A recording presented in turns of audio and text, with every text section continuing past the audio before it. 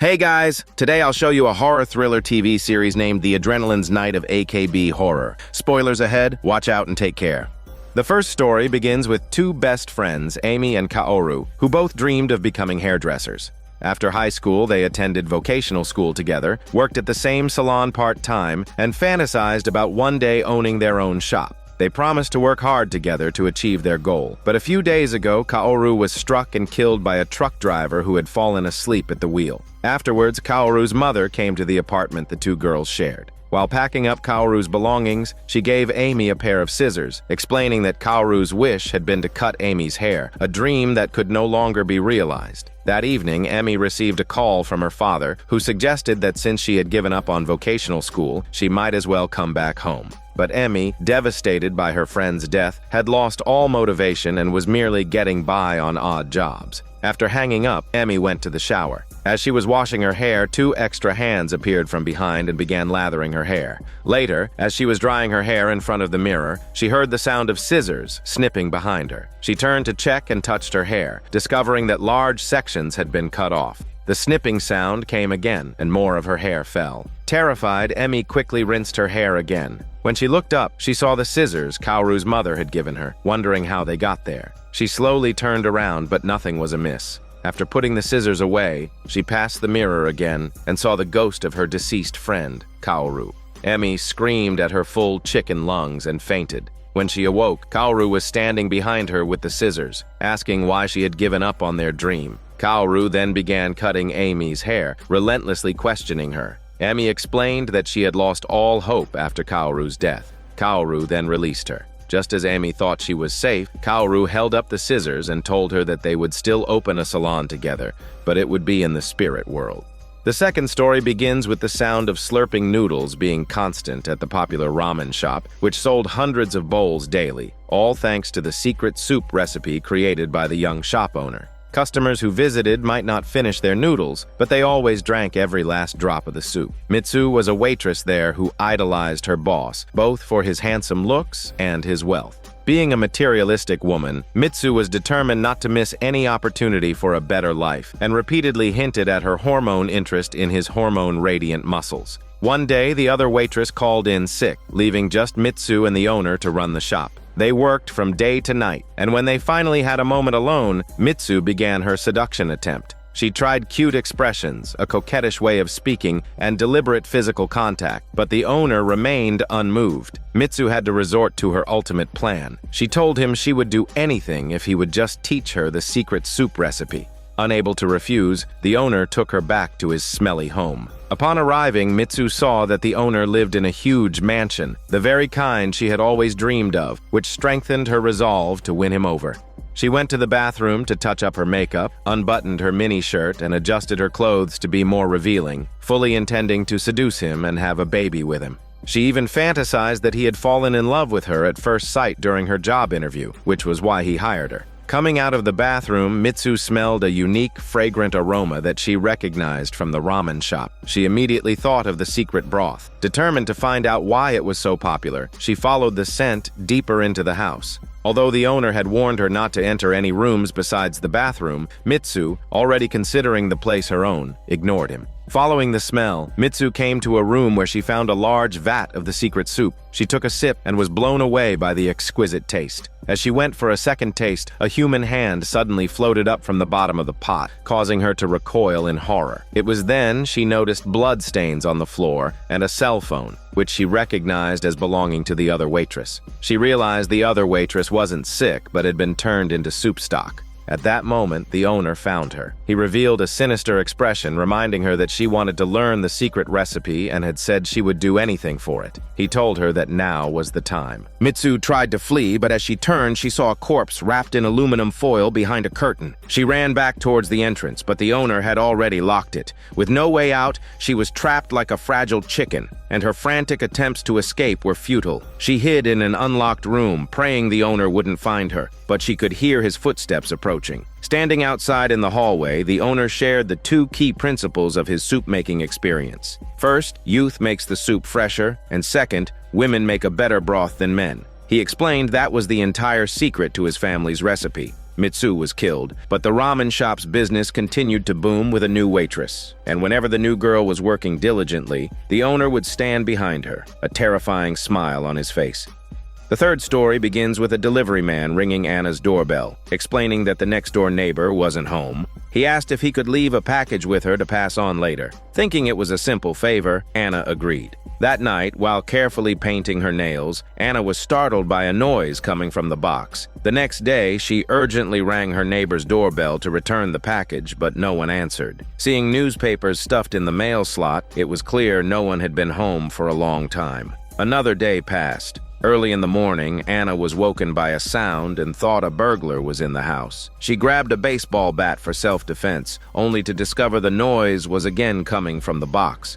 Fed up, she rang the neighbor's doorbell once more, but there was still no response. Back in her apartment, she noticed the box was leaking an unidentified fluid. Leaning in to smell it, she was met with a foul odor. She wondered if there was something alive inside. Anna glanced at the shipping label, but it was completely blank. That evening, Anna told her best friend about the box. The friend urged her to throw it away immediately, questioning why she would accept a package with no information from an irresponsible delivery company. Anna admitted she hadn't paid close attention to the delivery man and that the label was useless, with no sender's name. The friend was exasperated, telling her to be more careful about who and what she helps in the future. However, she added that if Anna was really curious, she could just open it. Anna felt this would be an invasion of privacy, but the friend reasoned that since she was going to throw it away anyway, it was just to confirm what was inside. On the fourth day before dawn, Anna was again awoken by noises from the box. Unable to resist her curiosity, she tore a small hole in the side. Just as she was about to poke her finger inside, her nearby bag fell over, startling her and causing her to abandon the attempt. That morning, she tried the neighbor's bell again to no avail. Finally resolved, she took the box to the garbage station.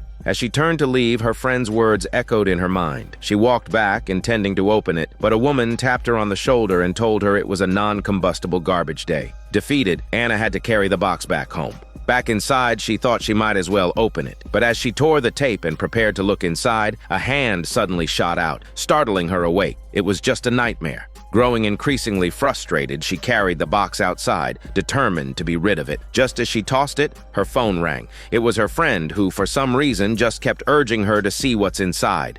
Suddenly, the box began to shake violently. Terrified, Anna ran back to her apartment. Upon arriving, she found the box sitting perfectly still in her living room. Overwhelmed and on the verge of a mental breakdown, she heard her friend's voice in her head again, growing louder and more insistent, telling her to see what's inside. Compelled by the voice, Anna slowly approached the box and finally opened it. She let out a piercing scream. A few days later, a delivery man once again rang the doorbell of Anna's apartment, but this time, a different girl answered. He explained that the neighbor wasn't home and asked to leave a package with her. The girl accepted without a second thought. After she brought the box inside, a hand emerged from it. The nail polish on its fingers made it clear that the hand belonged to Anna.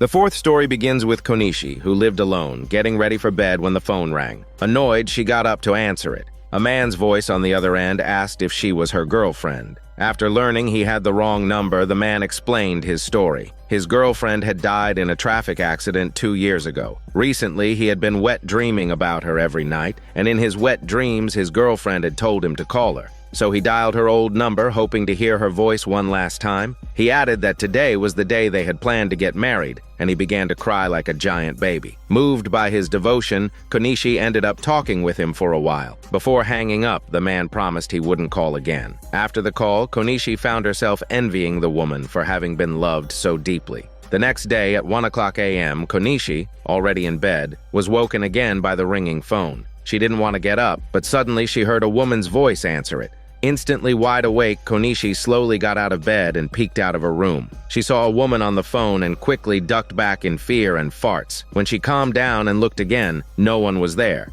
On the third night, the phone rang right on time. This time, Konishi lost her patience. She snatched up the phone and told the man to stop calling, explaining that his calls were causing the ghost of his deceased girlfriend to appear, which was terrifying her. She added that she couldn't afford to move and angrily hung up. On the fourth day, the phone rang as expected, and the ghost woman appeared again to answer it. The ghost told the man on the phone that she was already dead and begged him to stop calling. Terrified, Konishi hid under her blankets.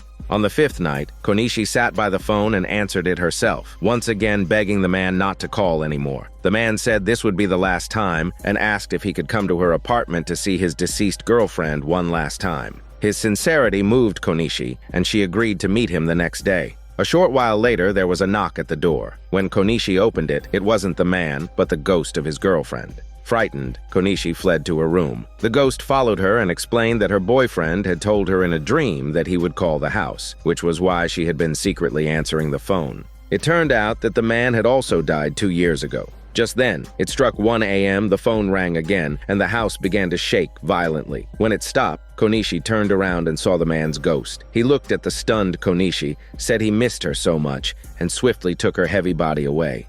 The fifth story begins with Juri and Rinka being close classmates. One day, Rinka told Juri that she had seen herself. It had started a week ago on her way home. She felt someone staring at her and turned to see a person who looked exactly like her. Juri tried to comfort her, suggesting her eyes were playing tricks on her, but Rinka shook her head.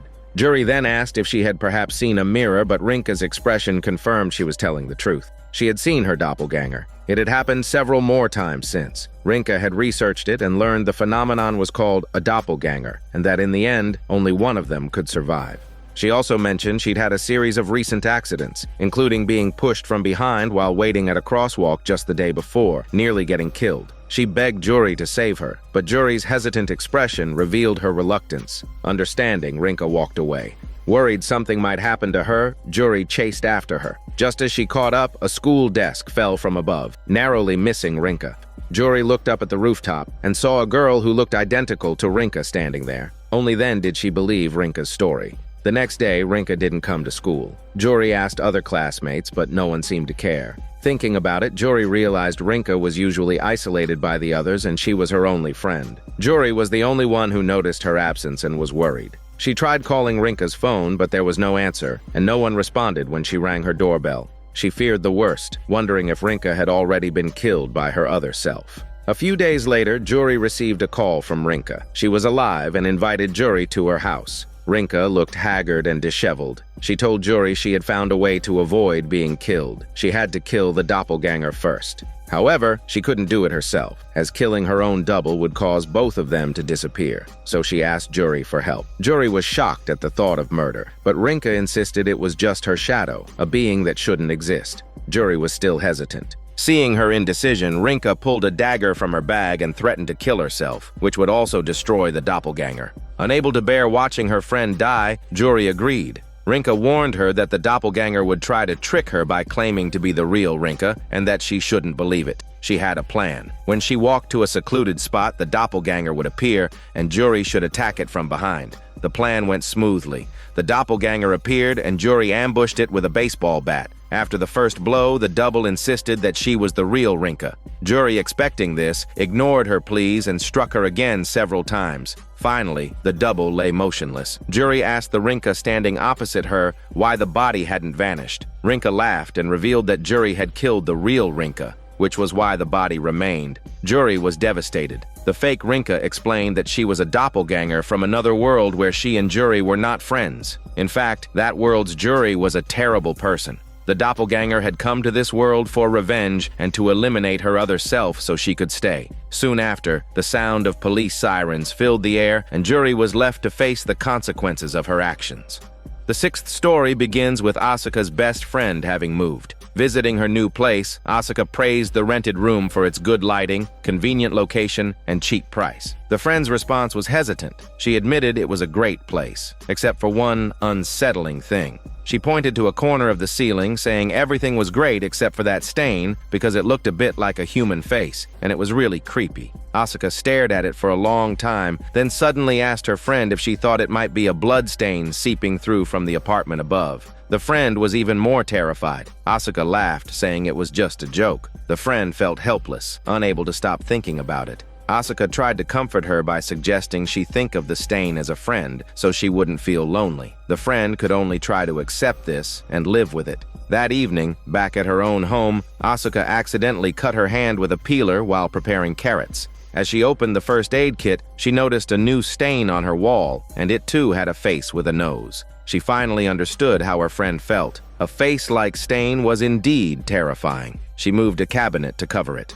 The next day, as Asuka was getting ready for school, another stain appeared on the wall of her bedroom. In a hurry, she moved a nearby coat rack to hide it. At school, Asuka ran into her friend, who excitedly told her that the stain on her wall had disappeared. Hearing this, Asuka fell silent. It seems like because she told her friend to treat it like a friend, the stain had found its way to her house. That night, back home, Asuka discovered the stain had appeared below the coat rack. She wondered if another one had formed and if it was getting darker. She quickly moved the rack, but there was nothing underneath. She then checked behind the cabinet where the first stain was, and it was gone too. This meant there was only one stain and it could move. Asuka now suspected that this was the very stain from her friend's house and blamed herself for her careless words about making it a friend. She grabbed a brush and scrubbed furiously, but the stain wouldn't fade. Growing impatient, Asuka stabbed the stain with a utility knife. To her horror, the stained area began to bleed. Terrified, she soon faced the stain's revenge. It appeared directly on her left hand, seemingly mocking her for using her left hand to please herself. Asuka tried to wash it off, but it wouldn't budge. She then grabbed the peeler and tried to scrape the stain off her arm, having clearly lost her sanity. The next day, Asuka stormed into school and confronted her friend, demanding to know why she had shown her the stain in the first place, blaming her for her predicament. As she was speaking, the stain began to spread to her right hand. Asuka immediately ran home. Of course, she couldn't stop its progression. The more she fought, the more aggressive the stain became. Eventually, it spread to her face. Asuka was utterly broken. In the end, every part of her skin, except for her eyes, had turned black. The seventh story begins with Mayumi being the last one to leave the office that day. She rushed into the elevator hoping to catch the last train, but as fate would have it, the elevator broke down as soon as she got in. Trapped, she found her phone had no signal, and pressing the emergency call button yielded no response. Just as she was at a loss, the elevator doors suddenly opened, and a man stepped in. Mayumi was about to warn him that the elevator was broken, but he pressed the close button before she could speak, trapping them both inside. The man asked Mayumi if she was working overtime and commented that her company's performance seemed to be doing very well. How did he know her company's name? He then added that his own company had fallen on hard times. Mayumi told him this wasn't the time for small talk. Their priority was to get out. The man calmly replied that they were the only two people left in the building, so there was no point in struggling. The man introduced himself as the employee of a neighboring company and mentioned that they often saw each other in the elevator and rode the same train. He even knew which station she got off at. Mayumi sensed danger, but all she could do was frantically press the emergency button. The man repeated that the entire building's power was out. He said he was glad to finally have a chance to be alone with her, that he really liked her and had always wanted to talk to her. He knew her company had recently taken on a new project that had caused her a lot of stress, which was why she was working so late.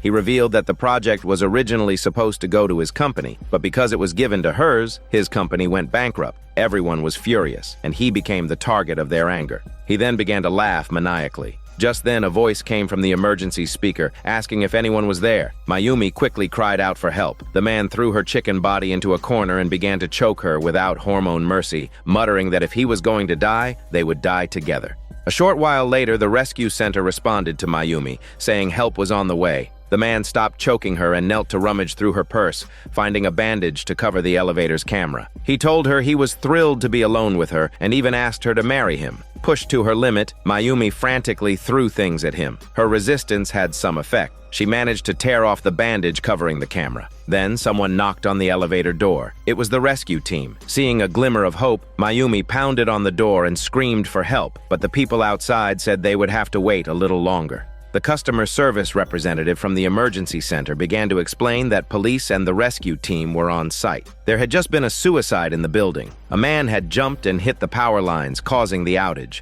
But since they could hear her voice, it meant she was probably okay. They mentioned they had seen her on the camera alone in the elevator, looking distressed. A thought struck Mayumi. She asked the representative for the name of the man who committed suicide. The answer came back with the name of the same man. Mayumi glanced behind her. The man was gone. At that moment, the elevator doors opened. She thought she was saved, but the person who entered was still the same man. The 8th story begins with Eriko and Fujio having a strong bond. At the age of 8, they confessed their feelings for each other. Fujio declared that he would marry her when they grew up, and Eriko agreed. Overjoyed, Fujio started running, but as soon as he left the park, he was hit by a car and died to meet his grave. This left an indelible scar on Eriko's young heart. A few days later, Fujio's mother personally crafted a pair of couple dolls for Eriko, representing her and Fujio. She explained that Fujio had gone to heaven and that she should take good care of the dolls so she and Fujio could be together forever. 10 years passed. Eriko turned 18, moved out of her family home, and was about to start her university life. Her mother sent the dolls from her hometown. For the past decade, Eriko had kept them safe, and she naturally placed them by her side in her new home. In college, Eriko made new friends and started dating a senior. After 2 months, she finally allowed him to visit her apartment. Eriko was cautious because he was her first boyfriend. Understanding this, the senior earnestly promised to make her happy. He then leaned in for a smelly kiss, but just as their lips were about to meet, Eriko heard the sound of a child's laughter from behind her, which made her uneasy, and the kiss never happened. Eriko then told the senior the story of her and Fujio. After dinner, as the senior was leaving, he asked if she wanted to throw the dolls away. After all, it had been 10 years, and it was time for her to move on. He felt that keeping the dolls was like being bound by them. After saying this, he bowed to the dolls, then took them and put them in his bag. Eriko didn't stop him. That night, Eriko had a nightmare. She dreamed of Fujio, and something small even appeared in her bed.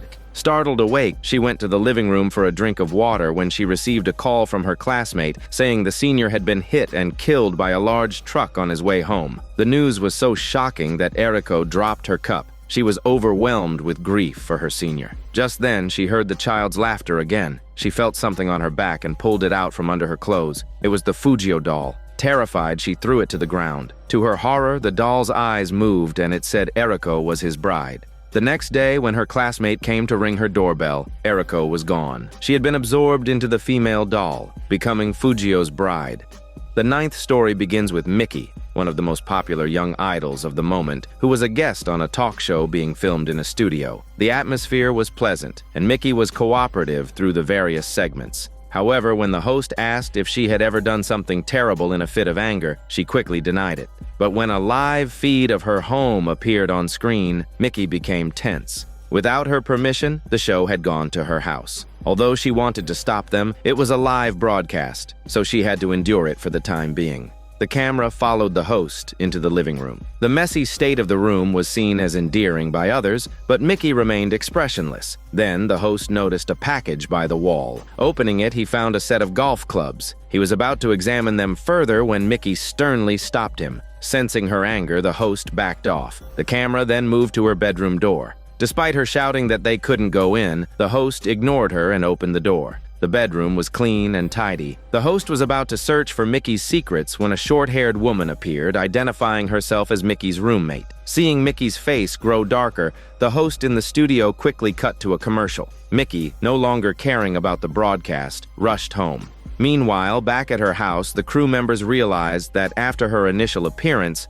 no one had seen the roommate again. Just then, Mickey arrived home and threw all the staff out. She coldly called out her roommate's name. The fallen golf clubs caught her eye. She picked one up, removed the protective cover, and for a moment, it seemed there were bloodstains on it. She cautiously walked into the bedroom with the club, calling her roommate's name. She opened the closet and saw her roommate lying motionless. Mickey muttered to herself that she was indeed dead like a piece of shit. Unexpectedly, the roommate's eyes snapped open. She asked Mickey if she had forgotten that she was the one who killed her. Startled, Mickey screamed. The cameraman outside rushed in. No matter how Mickey tried to block the camera, she couldn't stop the lens. It seemed everyone now knew she was a murderer.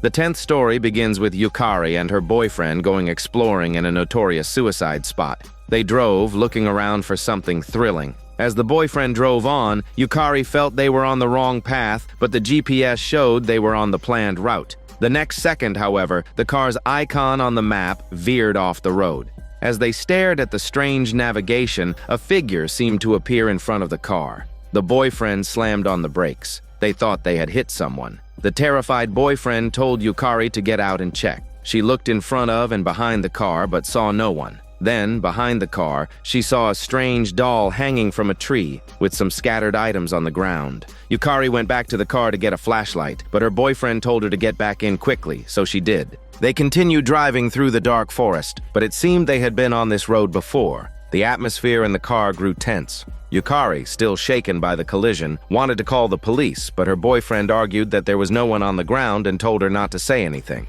Just then, Yukari noticed a red stain on the car window. A dark shadow flashed outside and a strange sound was heard, but her boyfriend claimed he heard nothing. Yukari made him stop to check. Bizarrely, a human face appeared on the car's navigation screen. Amidst their argument, a tire blew out. This time, the boyfriend got out to check while Yukari tried to make a call, but her phone had no signal.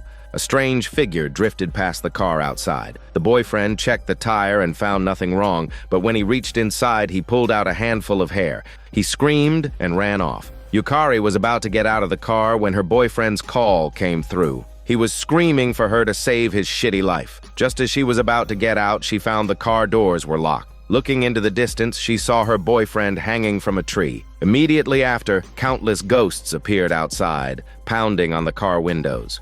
It was clear what Yukari's fate would be. The 11th story begins with Tomomi, who was job hunting. One day, she received a fax. It was an obituary saying someone had passed away, aged 50.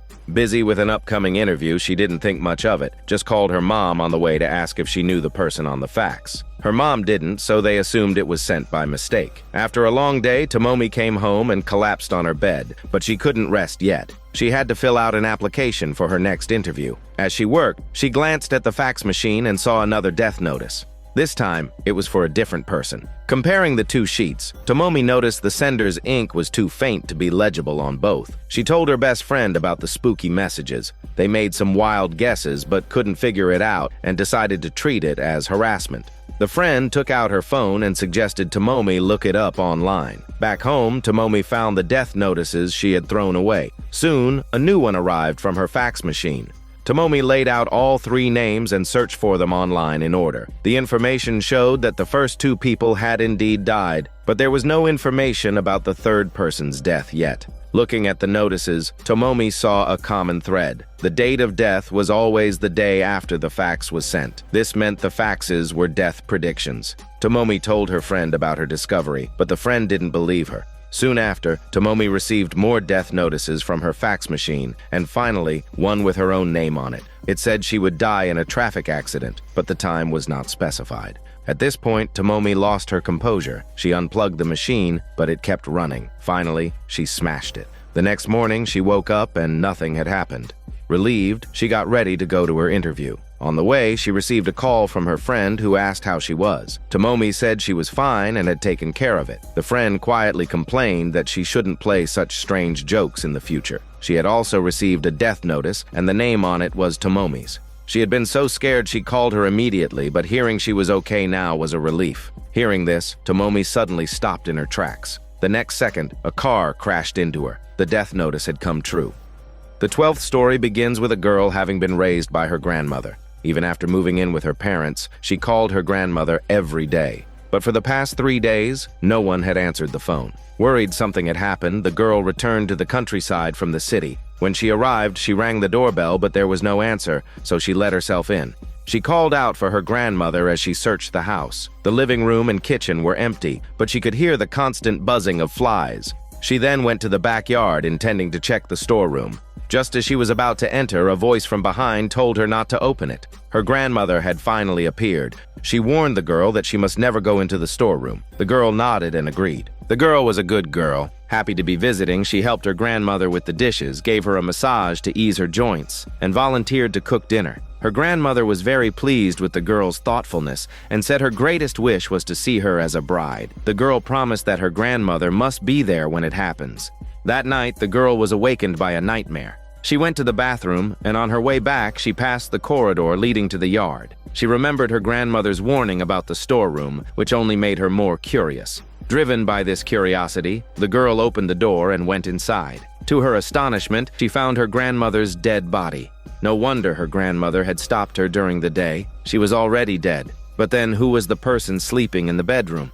The girl immediately ran back into the house and to her grandmother's side. Overcoming her fear, she reached out to touch her grandmother's body. Her Her grandmother turned over and said that she shouldn't have opened the storeroom. She asked the girl to keep it a secret and not to tell anyone. The girl felt her grandmother's body. It was unnaturally cold, which further confirmed that she was dead like a piece of shit. Yet at that moment, she felt no fear. Instead, she wanted to help warm her grandmother up. In that instant, familial love conquered fear. She embraced her grandmother tightly, begging her not to die. Her grandmother comforted her, saying that she would stay until she saw the girl get married, as that was her greatest wish. But the next morning, her grandmother was gone. The girl was filled with regret. If only she hadn't opened that door, perhaps her grandmother could have stayed with her for a few more years, even if she was no longer human. It seems the greatness of love can transcend life and death. Those ghosts that frighten us may be the very loved ones that others can no longer see. The 13th story begins with Sana moving into a new home. Not only was the rent cheap, but it was also close to the station. Her best friend jinxed it by saying the place was probably not clean. Sana replied that the real estate agent hadn't mentioned anything. Just as she said that, the signal on her call with her friend was disrupted, and her friend's voice became choppy and inaudible. Suddenly, a cold breeze came from the door. Though it was closed, Sana felt a draft. She pulled back the curtain and found a clump of hair stuck in the door crack. She didn't think much of it at first, but her friend's words made her feel a bit uneasy. In the middle of the night, a heavy rain began to fall outside, waking Sana. Just then, she heard a knocking at the door, which grew more and more urgent. Sana huddled in a corner, frightened. At the same time, she heard a woman's cries for help from the doorway. Sana overcame her fear and pulled open the curtains, but there was nothing outside, and it wasn't even raining. When she opened the door to get a better look, she found a dismembered corpse on the ground. The corpse, horrifically mangled, was still crying out, asking why she didn't open the door for him. Sana woke up with a start. It was a dream. The next day, Sana got up and immediately checked her doorway. There was nothing outside, but as she closed the door, she saw a handprint on the glass. Then her friend called again. She had looked online and found out there was a serial killer in Sana's area. A year ago, a female office worker was murdered on her way home from work, and the culprit was never caught. Hearing this, Sana told her friend about her dream. The friend wondered if the ghost of the woman who died a year ago, still unaware of her own death, was asking for help every night. The friend's words made Sana even more scared. She asked her friend to come over and stay the night, but her friend declined, citing other plans. That night, Sana couldn't sleep without a muscular man. Soon, the sound of rain started again, followed by the knocking at the door, punctuated by a woman's cries for help. Remembering what her friend said about the female office worker, she assumed it was a ghost and didn't open the door, even though the screams were more horrific than the previous night. The next day, Sana opened her curtains to find the glass covered in bloody handprints. Someone had really been crying for help at her door last night, but she had mistaken them for a ghost and hadn't opened it. What was more terrifying was that the serial killer was still in her house. When Sana discovered the body, the killer ran up and confronted her, asking why she hadn't opened the door for the screaming woman last night. He declared that a selfish woman like her didn't deserve to live, and then he killed her. Later, someone else moved into the rental, and at night, the knocking at the door could still be heard. The 14th story begins with Harumi setting up her camera in a dark room, ready to go live. She said this was her first live stream and explained her low spirits by claiming she was living in a house where someone had died and that she often heard strange noises. She went to the balcony, stating that the previous resident had hanged themselves there. Harumi concluded by saying she would do her best to verify whether ghosts really appear in such houses. The next day, she showed the video to her best friend, who asked skeptically if it was really a haunted house. Harumi admitted it wasn't, explaining that she wouldn't get any views otherwise. That evening, Harumi started another stream, crying and saying she had been living there for 10 days, terrified every day and constantly tearing up without reason.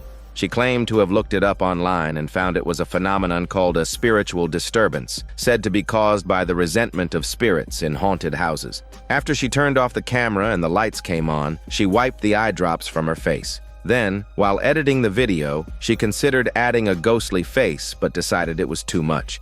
Suddenly, she heard a strange noise and looked up, but saw nothing. As her videos gained popularity, her view count quickly surpassed 10,000, but she craved more. Her friend suddenly noticed that at the end of the video, a hand had appeared on Harumi's shoulder. The friend was terrified. Harumi came over to look, and her face turned pale, but she pretended to be calm and said she had edited it in. That night, back home, Harumi watched the video again but didn't see the ghostly hand. She thought she had imagined it, but then she saw a shadow flash by. She quickly turned around but saw nothing. Suddenly, a notification sound came from her phone. She had received an email from someone accusing her of faking her content. She called her friend, admitting the email was right but that she was still annoyed. Then, she said she had a great idea and asked her friend to come over and help. Subsequently, Harumi posted an emergency notice online announcing a forbidden live stream from the haunted house from 9 p.m. until dawn. The clock showed it was 6 p.m. Harumi went out for dinner, bought some snacks, and then called her friend telling her to come early. She entered the house and turned on the lights, but they suddenly went out. Frustrated, Harumi lit a candle, set up her streaming equipment, and checked the time. It was almost 9 p.m., but her friend hadn't arrived yet. Just then, she felt someone behind her. She thought it was her friend, but then her phone rang. It was her friend, saying something had come up and she couldn't make it. She added that if she tried to act like a ghost, it would look fake. Her friend hung up. Harumi felt a chill run down her spine all the way to her smelly butt. She looked towards the window but saw nothing. When she turned back to her screen, she saw a disheveled female ghost standing behind her. Accompanied by Harumi's screams, the screen went black. The video went viral online. However, Harumi was later found to have hanged herself at home. The 15th story begins with Haruka having the same recurring dream ever since she was a child. She didn't know where the place was, only that someone was digging in the ground, making a very large pit. In the pit was a star-shaped pillow. Every time she tried to see the person's face clearly, she would wake up. Haruka lived in a single-parent family. Her father had run off with another woman when she was young, and her mother raised her alone. One day, her mother was going on a trip with an old friend she hadn't seen in decades to a hot spring. Haruka was very supportive. After her mother left, Haruka didn't stay idle. She invited a boy she had a crush on and a group of friends over for a barbecue party. She provided the venue, and others helped with the cooking, allowing her to get closer to the boy. During a flirtatious moment, the boy asked about her father. Haruka explained that he ran off with another woman when he was young and jokingly suggested they elope too. The boy laughed to hide his awkwardness. Later, they were playing ball in the yard and a friend threw it too hard, sending it into the bushes. Haruka searched for the ball for a long time but couldn't find it. Instead, she found the star-shaped pillow from her dream, which made her freeze on the spot. She then quickly sent everyone home. That night, unable to contain her curiosity, Haruka took a shovel and started digging in the yard. She wanted to know what treasure the person from her dream had buried there. As she dug, she hit something. Clearing away the dirt, she found a human skull. Normally, a person's first reaction would be fear, but Haruka held the skull and began to cry. Why was there a human skeleton buried in their yard? A moment later, she heard her mother's voice from behind. Her mother said her friend hadn't booked a hotel in advance, so she had to come back. Haruka's eyes filled with fear. She ran to the living room to call the police, but the phone line had been tampered with and wouldn't connect. Her mother came inside, glanced around, and said sarcastically that as soon as she left, Haruka threw a party. Trembling, Haruka asked her mother whose skeleton was in the yard. Her mother, with an innocent expression, replied that it's her father's. Even more terrifying, there was another skeleton in the pit. Haruka asked who that is. Her mother said that's the woman who was with her father. It turned out the story of her father running off with another woman was a lie. Her mother had killed them both. Haruka couldn't accept that her mother was a murderer. Her mother, completely unfazed, swung the shovel and struck Haruka on the head, drawing blood. Haruka cried, saying she was her daughter. Her mother replied that she's not her daughter, and she looked too much like her father. Then she swung the shovel again. It seems Haruka had once witnessed her mother's crime, and because she looked so much like her dead father and had now discovered the evidence, her mother had no choice but to kill her too. The 16th story begins with Atsuko walking down the hallway when she sensed someone following her. She turned around and was so frightened she fled for her sexy life, dropping and breaking the camera lens in the process. Atsuko was the new lead actress for the film club. During the filming of a horror scene, she had accidentally broken the lens. While everyone was fretting over the broken equipment, unable to continue shooting, Atsuko remembered the club's storeroom and suggested that there might be a camera left by previous members. So, they all went to look. After rummaging through the storeroom, Atsuko finally found an old video camera. Strangely, the senior club member standing nearby had an odd expression. The others were thrilled to find the camera and prayed it was still in working order. As they watched expectantly, Atsuko plugged it in. The camera turned on, but the senior's face looked even more troubled. With no other option for filming, they had to use it. The shoot went smoothly, but while the senior and a few other key members were chatting, a hand resting on the camera was suddenly pricked by something. The senior didn't think much of it, and the day's filming concluded without further incident. Later, as they were watching the footage on a TV, the senior seemed to notice something during one scene. The boy next to him zoomed in on the frame. A short-haired girl was staring directly at Atsuko. Everyone said they had never seen the girl in the video before, while the senior in front of the screen looked incredulous. Suddenly, the lights flickered and a disc fell to the floor. They played the disc. The main character in that footage was the same short-haired girl. Atsuko, looking at her, hesitantly spoke up. 2 years ago, the girl in the video had fallen ill during the filming of a movie, which prevented her from completing her graduation project, but she was resilient and bought her own camera to finish it herself. The others finally understood the origin of the camera on the table. At that moment, the senior spoke up, telling everyone that he was the one who had given the camera to the girl as a gift. The lights went out, and with a violent shake, the scene of Atsuko walking in the video began to replay over and over. Then, the girl's face appeared on the screen. The senior called out the girl's name, telling her that she was already dead and that the new lead actress was Atsuko. Unexpectedly, the girl appeared right in front of them, coldly telling the senior and Atsuko that she was the eternal star. The 17th story begins with Maki moving in with roommates for the first time. She found 3 other girls, thinking it would be safer. She moved in eagerly. The girl who greeted her was named Komi. She was intellectual, mature, warm, and polite. She seemed very reliable. The second girl was Koryu. She was virtuous, generous, and a great cook. Maki was very pleased with her 2 new roommates. The only thing that was a bit of a downer was the third roommate, Kosen. She had just returned from grocery shopping, and while she said, "Welcome," her expression was very forced. Then Komi pulled out a thick handbook. To ensure everyone could live together happily, there were some necessary rules to follow. Maki opened it. The first rule detailed which trash to throw out on which day of the week. The second stated that bathroom cleaning was on a rotating duty schedule. The third required showers to be completed within 1 hour. Maki glanced through it. The initial rules seemed manageable, so she obediently accepted. Before dinner, Kosen suddenly came to her room and asked if she was really planning to stay. If not, she should leave now. Kosen seemed to have something she couldn't say, but she was interrupted by Komi calling them for dinner. At the table, Koryu had prepared a delicious spread. Maki exclaimed how happy she was to be living there. Komi was also pleased, saying it was best that Maki liked it there. Just then, Maki's phone rang in her pocket. After she hung up, she noticed the others were staring at her as if she were an alien. Koryu kindly reminded her that cell phones were forbidden there, as stated in rule number 15 of the handbook. Maki didn't quite understand. Turning off her phone during meals was one thing, but having to keep it off all the time at home seemed a bit extreme. Before she could finish her thought, the expressions on the others' faces told her they weren't joking. Komi broke the awkward silence, saying that since it was Maki's first day, she could start following the rules tomorrow. Maki didn't know whether to be grateful or speechless. The rules were just too strict. After dinner, Maki returned to her room and lay on her bed, exhausted.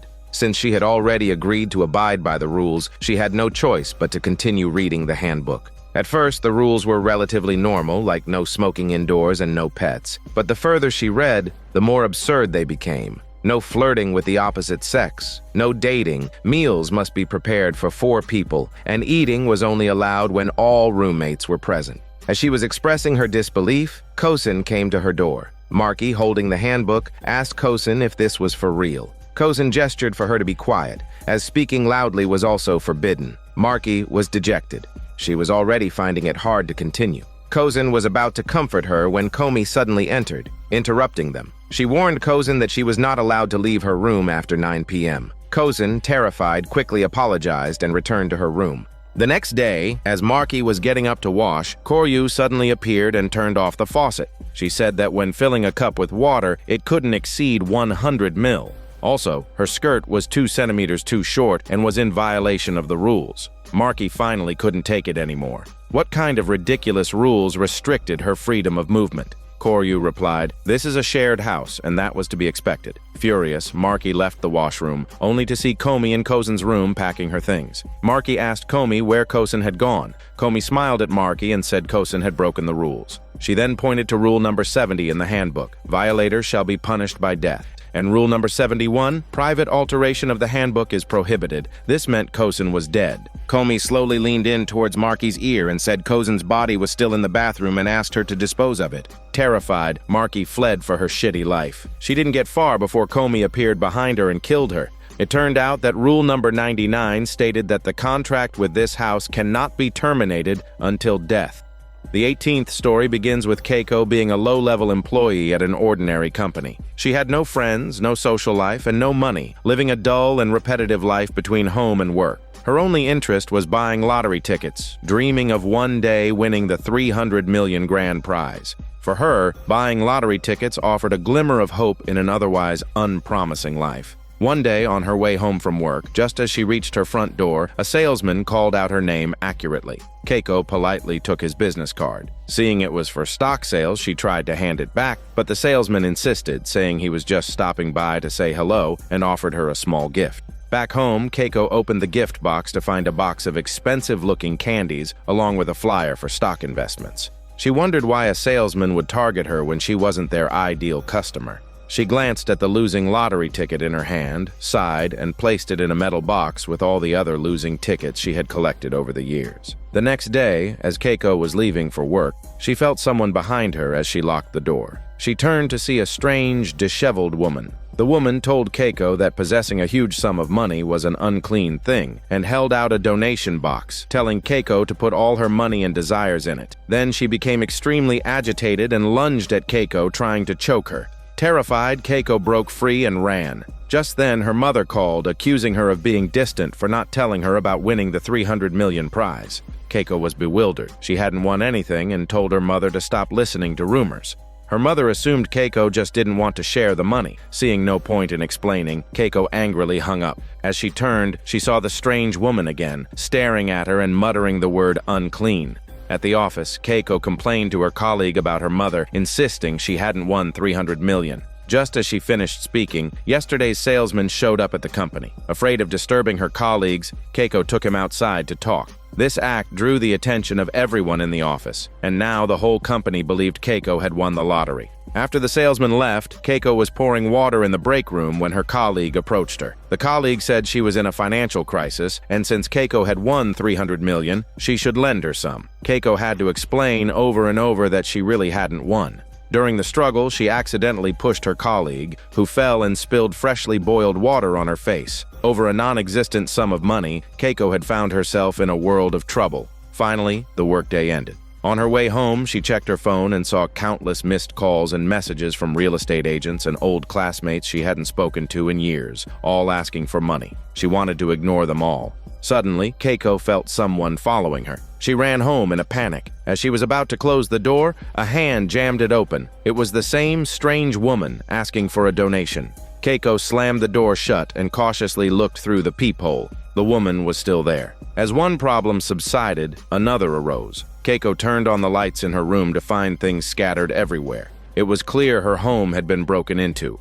Keiko called the police and told them everything that had happened. The police officer expressed his sympathy, but in the eyes of others, the belief that Keiko had won the lottery persisted. Her desk at work was covered in notes asking for money, and her colleagues collectively ostracized her, calling her a money grubber. In this hostile environment, there was one glimmer of warmth: the same police officer. Every time he was on patrol near her house, he would stop by to check on her. Over time, Keiko developed feelings for this kind man, and they soon started a relationship. From then on, Keiko never bought a lottery ticket again. She knew she would never win, and the officer had replaced the lottery as her new source of hope. Later, during a casual chat with the officer, Keiko remembered the metal box where she kept her old lottery tickets. She took it down from the bookshelf, planning to throw it away and start a new life. On a whim, she jokingly told him that she had, in fact, really won the 300 million prize. As she turned back, the officer raised a wrench and struck her dead. He then began to search the floor for the winning ticket. It turned out the officer had only gotten close to Keiko for the money as well.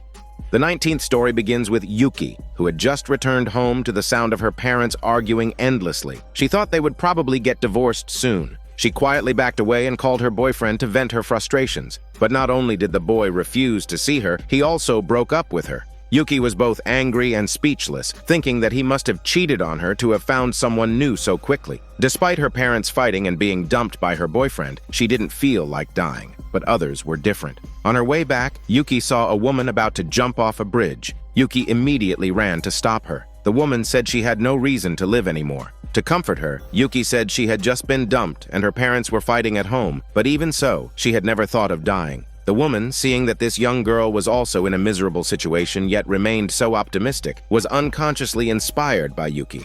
After being saved, the woman had a change of heart and was especially grateful to her savior, vowing to repay the kindness.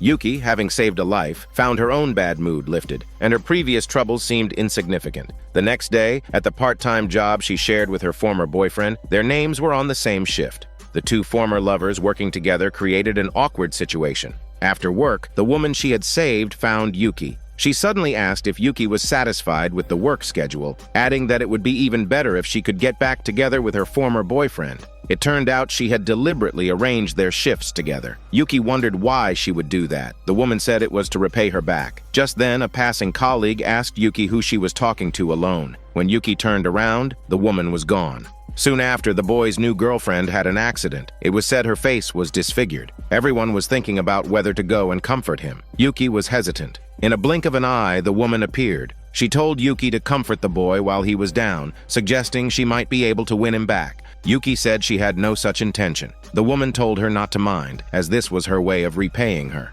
Hearing this, Yuki felt a sense of dread, wondering if she was responsible for all of this. As she walked, pondering the matter, she was bumped by a passerby who then cursed at her for not watching where she was going. A few seconds later, the passerby was stabbed. Yuki looked around and, sure enough, saw the woman holding the bloody dagger. Yuki ran all the way home, but the house was unusually quiet. In the living room, she found a note from her parents saying they had gone on a trip together harmoniously. But Yuki didn't believe the note's contents. More importantly, it was the writing on the note that concerned her. If her parents hadn't gone on a trip, they were most likely murdered.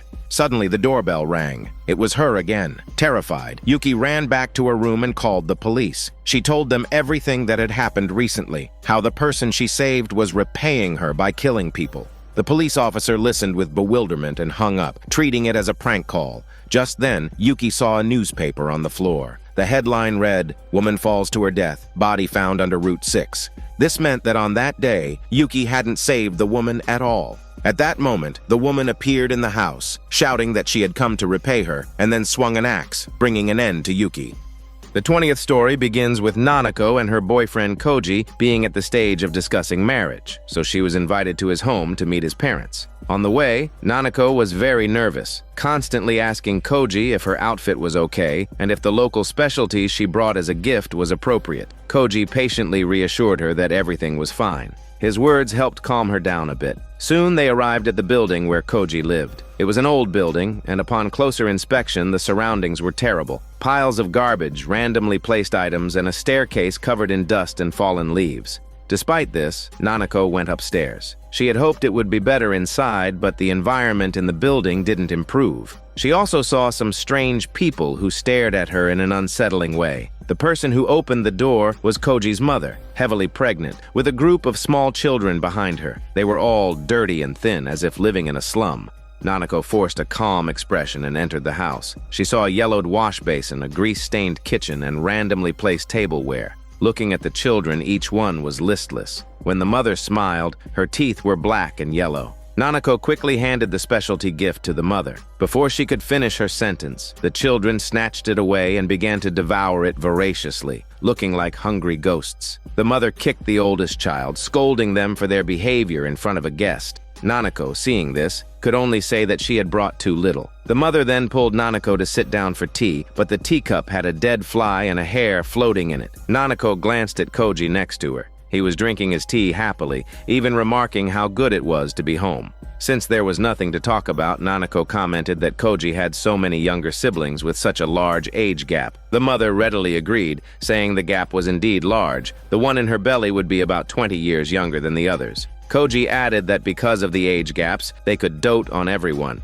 Two small children clung to his sides.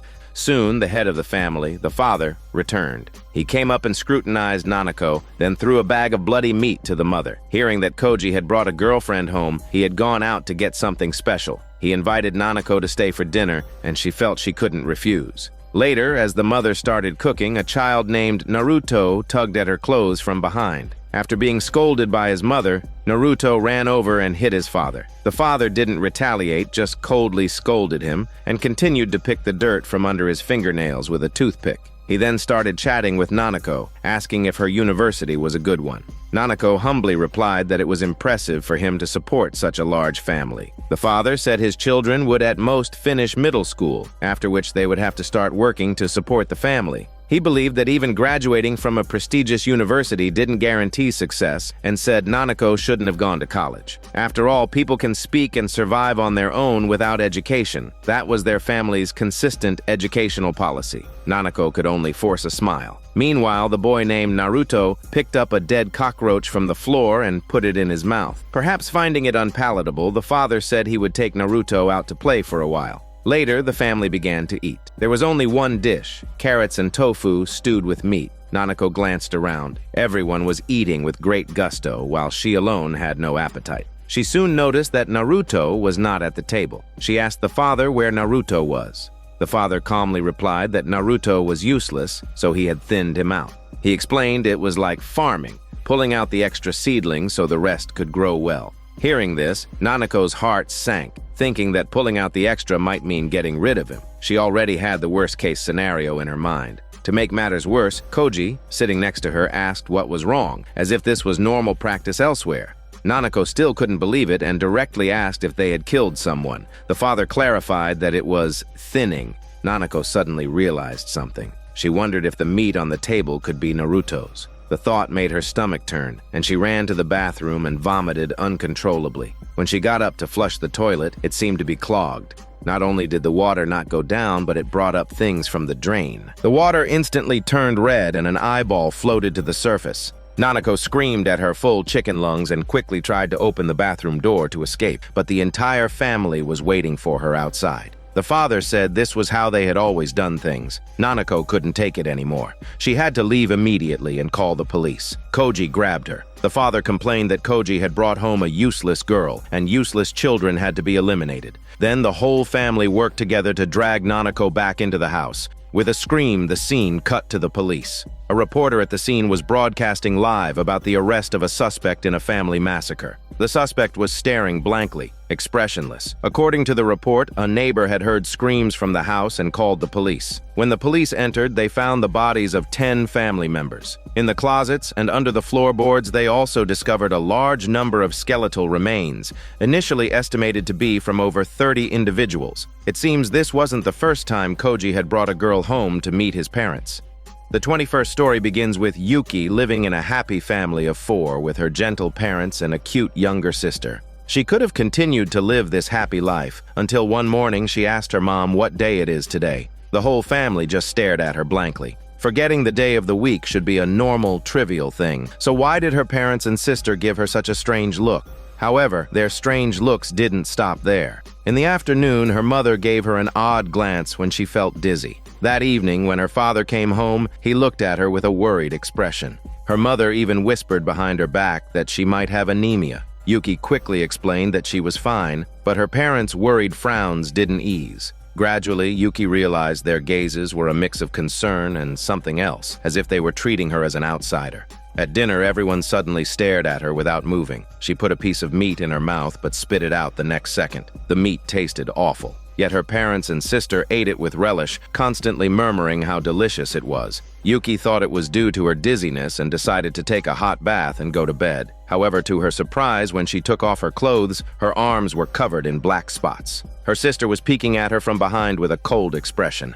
That night, Yuki couldn't sleep well, sweating profusely and having nightmares. When she woke up, she found her sister standing in the dark with a syringe. Terrified, Yuki pushed her sister away. The commotion woke their parents. Yuki tried to explain, but her parents completely ignored her smelly bullshit and quickly left her bedroom with her sister. Yuki felt more and more uneasy. She suspected her loss of taste was due to the meat her mother cooked. The more she thought about it, the more terrified she became, convinced her parents were trying to harm her. So she snuck out of her room to escape. Downstairs, she heard her sister telling their parents to get rid of her quickly. Her mother said that if it had to be done, she and her father would do it. Her father added that her lifespan was probably up, citing the symptoms of anemia, loss of taste, and the spots on her body. If she developed paranoid delusions in the final stage, it would be even more troublesome. Yuki realized they were talking about her, but how did they know she had these problems? Just then, her sister urged them to deal with it now. Her parents immediately moved and Yuki ran for the door. Suddenly, her brain felt like it was glitching, and a splitting headache seized her. Before she could escape, her parents caught her. Her sister smiled and said a final sentence to her, thanking her for being her sister all this time. Afterwards, Yuki was thrown out the door like garbage. It was revealed that she was just a clone created to replace the family's real daughter who had died, to help the younger sister cope with her grief. The various symptoms were signs of the clone robot deteriorating. If not dealt with in time, it would develop paranoid delusions, just like Yuki, and their family had several more clones ready to take this generation of Yuki's place. The 22nd story begins with a kindergarten teacher. It had been her dream since childhood, and now, having achieved it, she was loved by her students and lived a fulfilling and happy life every day. But this fulfillment and happiness changed dramatically on a rainy day. It started with one boy in her class. He seemed very unhappy, participated reluctantly in games, and preferred to sit aside and stare at her. During a game of ghost playing, the children built many tunnels out of cardboard boxes. The teacher was crawling through the tunnels looking for hidden children. Halfway through the game, the boy blocked her path. When she asked him to move, he pinched her and then ran out to dismantle the tunnel ahead of her. The teacher didn't understand his behavior, but didn't blame him. She decided to call his parents to ask if anything had happened with him recently. But before the call connected, there was a loud crashing sound. This sound caught the attention of all the children in the class. For some reason, the previously happy children all turned to her with dark faces, just like the boy, and said they disliked their teacher. At lunchtime, the boy suddenly took the lead and flipped his lunch off the table. The other children followed suit, throwing their own trays. The teacher had never encountered such a situation. The children not only refused to eat, but also kept making retching sounds. She couldn't take it anymore and finally lost her temper. Her shouting silenced the children, and they began to nap obediently. Exhausted, the teacher dozed off as well. The heavy rain pattered on the roof, accompanied by a loud banging on the door. The driver came in and reminded her not to fall asleep. But as soon as he left, she was so tired she laid her head on the desk and fell asleep. A few seconds later, the children surrounded her, calling her old lady and telling her to wake up. The boy took the lead, saying he disliked her, and the other children joined in. The teacher, confused, found herself on the floor instead of at her desk. The children started kicking her, telling her to get up. She could only shield her body while telling them to stop. A few minutes later, the children around her were gone again. When she looked up, they were all sitting obediently on their beds. Everything that had just happened was just a dream. The teacher looked around at the children. The boy took the lead again, saying thanks to her for everything. The other children echoed in unison, saying thanks to the teacher. Hearing this, the teacher was moved to tears. Accompanied by the beeping of a heart monitor, the camera focused on a tear rolling down her cheek. At that moment, she was lying unconscious in a hospital bed. But the gratitude from her children finally woke her up. It turned out that all the children's strange behavior and resistance came from her own comatose dream. In reality, the class she taught had been in a bus crash during a field trip. A total of 12 people, including the driver, had died. Only the teacher had survived. The 11 children had all perished in the accident. This explained why the children in her dream had dark faces, disliked her, and kept trying to stop her from sleeping. It was because the teacher harbored guilt towards the children, and this guilt made her avoid waking up. If it weren't for the boy's final thanks, the teacher would not have awakened from her coma. The 23rd story begins with Shoko deciding to move out and live alone after graduating from high school. As the only girl in the family, with her mother having passed away early, her father and older brother had doted on her since she was a child. Now that she was leaving home to live independently, her father and brother were very worried. After helping her move, they carefully inspected the apartment. Her father even went online to check the building's reputation, fussing over any negative rumors. The brother, on the other hand, was supportive of Shoko living alone, believing that adults need their own space. Hearing this, their father scolded him too, saying he was no better, being 28 and still just a shop clerk. Annoyed by his father's nagging, the brother declared he wanted to move in with Shoko, which she immediately rejected. Later, her father found a lipstick in Shoko's luggage and warned her not to wear it. Shoko explained it was just colored lip balm, but her father didn't care. He just didn't want her wearing such things. Shoko was exasperated and didn't bother arguing further. A week later, Shoko started her university life. On her way home, a senior classmate invited her to a welcome party for new students. Shoko was hesitant, her mind on something else. The senior, seeing she was distracted, didn't press the issue and said goodbye. But Shoko suddenly called him back and invited him to her place, but not for a hormone yoga session. She explained that she had been feeling the presence of someone else in her apartment recently. Her shoes, which she usually left scattered, would be neatly arranged, and her pajamas would be folded. Her father had been against her moving out from the start, especially after hearing about the bad rumors associated with the apartment. The senior thought it could be the legendary ghost, but this ghost was a bit too meticulous. Shoko couldn't help but laugh at the senior's serious expression as he considered the possibility of a ghost. The next day, Shoko received an email. Opening it, she found a collection of photos of herself, all taken secretly, including pictures of her with the senior from the previous day.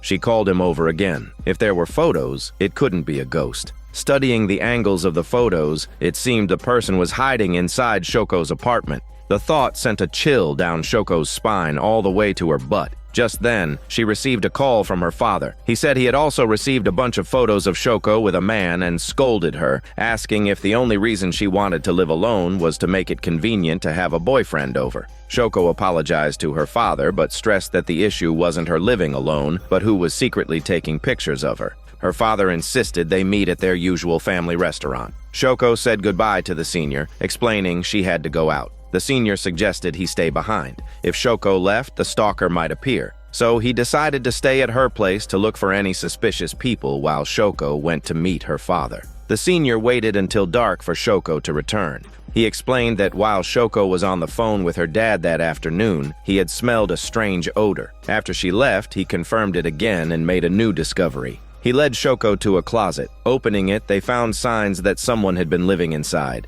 The stalker must have been hiding there. The senior advised Shoko to move out immediately. Shoko took out her phone to call her dad, but he didn't answer. The senior asked if there was anyone else she could rely on. Shoko thought of her brother and gave him a call. To their surprise, his ringtone sounded from the bedroom. They followed the sound to Shoko's closet. Opening it, they found her brother wearing her stinky underwear and lipstick. It turns out, her brother was a perverted stalker with a sister complex. Later, Shoko had her brother admitted for treatment and told her father what had happened. Her father expressed great remorse. Through this incident, Shoko came to better understand her father's previous worries. It seemed living alone was indeed much more dangerous. She expressed her gratitude to her dad, but just as she arrived at her apartment building, she heard a song from a doll she had as a child coming from the phone. She could clearly hear that the sound was coming from her apartment, but her brother was already in the hospital. Who else could be in her home with the doll? She asked her father on the phone where he was. He replied he was at home. The scene cut to her father in Shoko's bedroom, hugging the doll and licking it. It turned out her family had more than one pervert. The 24th story begins with Mari entering a general store. The inside was gloomy and eerie, filled with strange objects. She noticed a box on a table that emanated a mysterious aura. Mari was inexplicably drawn to it. She reached out and opened the box, and a pleasant melody flowed out. Just then, the shop owner spoke up, introducing it as a wishing music box that could grant one's wishes. Mari curiously asked if it really worked. The owner replied, "Who knows?" Mari fell silent for a moment, then looked back at the music box, tempted, and bought it. The scene changed. Her best friend was scolding her, saying she had definitely been scammed. If it could really grant wishes, who would sell a music box? Mari laughed and explained she just thought it was cute. Her friend's tone changed, saying that if the wishes did come true, Mari should let her borrow it. Mari refused without hesitation. Her friend couldn't believe it. She was Mari's only friend and even had a key to her apartment. That night, her friend called to brag that her crush, a senior, had invited her on an overnight ski trip. The friend was very excited about spending the night alone with him. Mari, who also had a crush on the same senior, was heartbroken. After the call, a dejected Marie was getting ready for bed when she saw the music box by her bed. She couldn't resist picking it up. The moment she opened the box, the music began to play, but it stopped after a few notes. Looking closely, Mari found the winding key. She tried turning it, and as she did, she felt a strange, sharp pain in her neck. Mari ignored it, reopened the box, and the music played again. She glanced at a photo of them together and, steeling herself, made her first wish.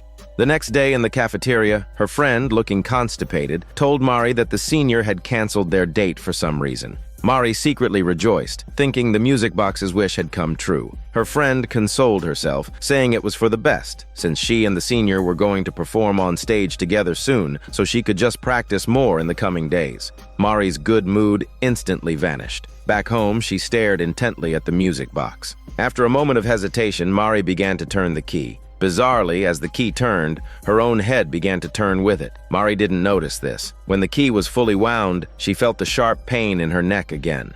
Then, Mari opened the music box, clasped her hands together, and sincerely prayed for her second wish. Shortly after making the wish, Mari's conscience got the better of her. She quickly closed the music box, trying to cancel the wish she had just made. Unexpectedly, the music box still granted her wish. The next day, her friend told Mari she had accidentally fallen and broken her hand the previous night, so she couldn't participate in the performance. Moreover, the band's director had asked Mari to take her place. The friend felt more and more that something was wrong. Her recent string of bad luck might be related to the music box. Mari, feeling guilty, denied it. The friend saw through Mari's odd behavior, grabbed her, and demanded she lend her the music box. Mari, of course, refused and quickly got up and left. That evening, as she arrived at her front door and opened it, she saw an extra pair of shoes on the floor. Mari realized her friend had let herself in. Inside, the TV had turned on by itself, and the gas stove was lit. Mari quickly went to turn off the fire, but then she heard a sound from the bathroom. She cautiously went to check and found the shower head had been turned on. At that moment, the eerie music of the music box began to play. Mari had a bad feeling. She went to the bedroom and saw her friend kneeling in front of the box. Growing more uneasy, Mari asked her friend what wish she had made. Her friend, saying it wasn't over yet, turned her head a full 180 degrees, terrifying Mari. She watched in horror as her friend continued to turn the key. Instantly, her friend's head rotated back around, her neck under intense pressure, and blood began to seep out. Witnessing this gruesome scene, Mari, on the verge of a breakdown, begged her friend to stop, but her friend kept turning the key. Finally, her neck couldn't take it anymore and snapped completely. Her head fell to the floor. Mari let out a heart-wrenching scream. Afterwards, a remorseful Mari returned the music box to the general store. The store owner educated her with a heavy heart, saying if she asked for too much, her neck wouldn't be able to turn. He then lifted his head, revealing a neck brace. It was clear the store owner was speaking from experience.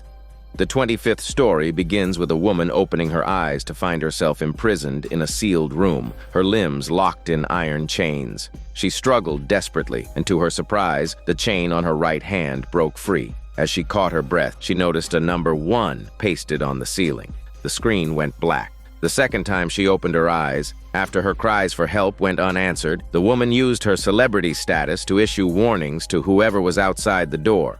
But outside, there was only a buzzing sound and still no response.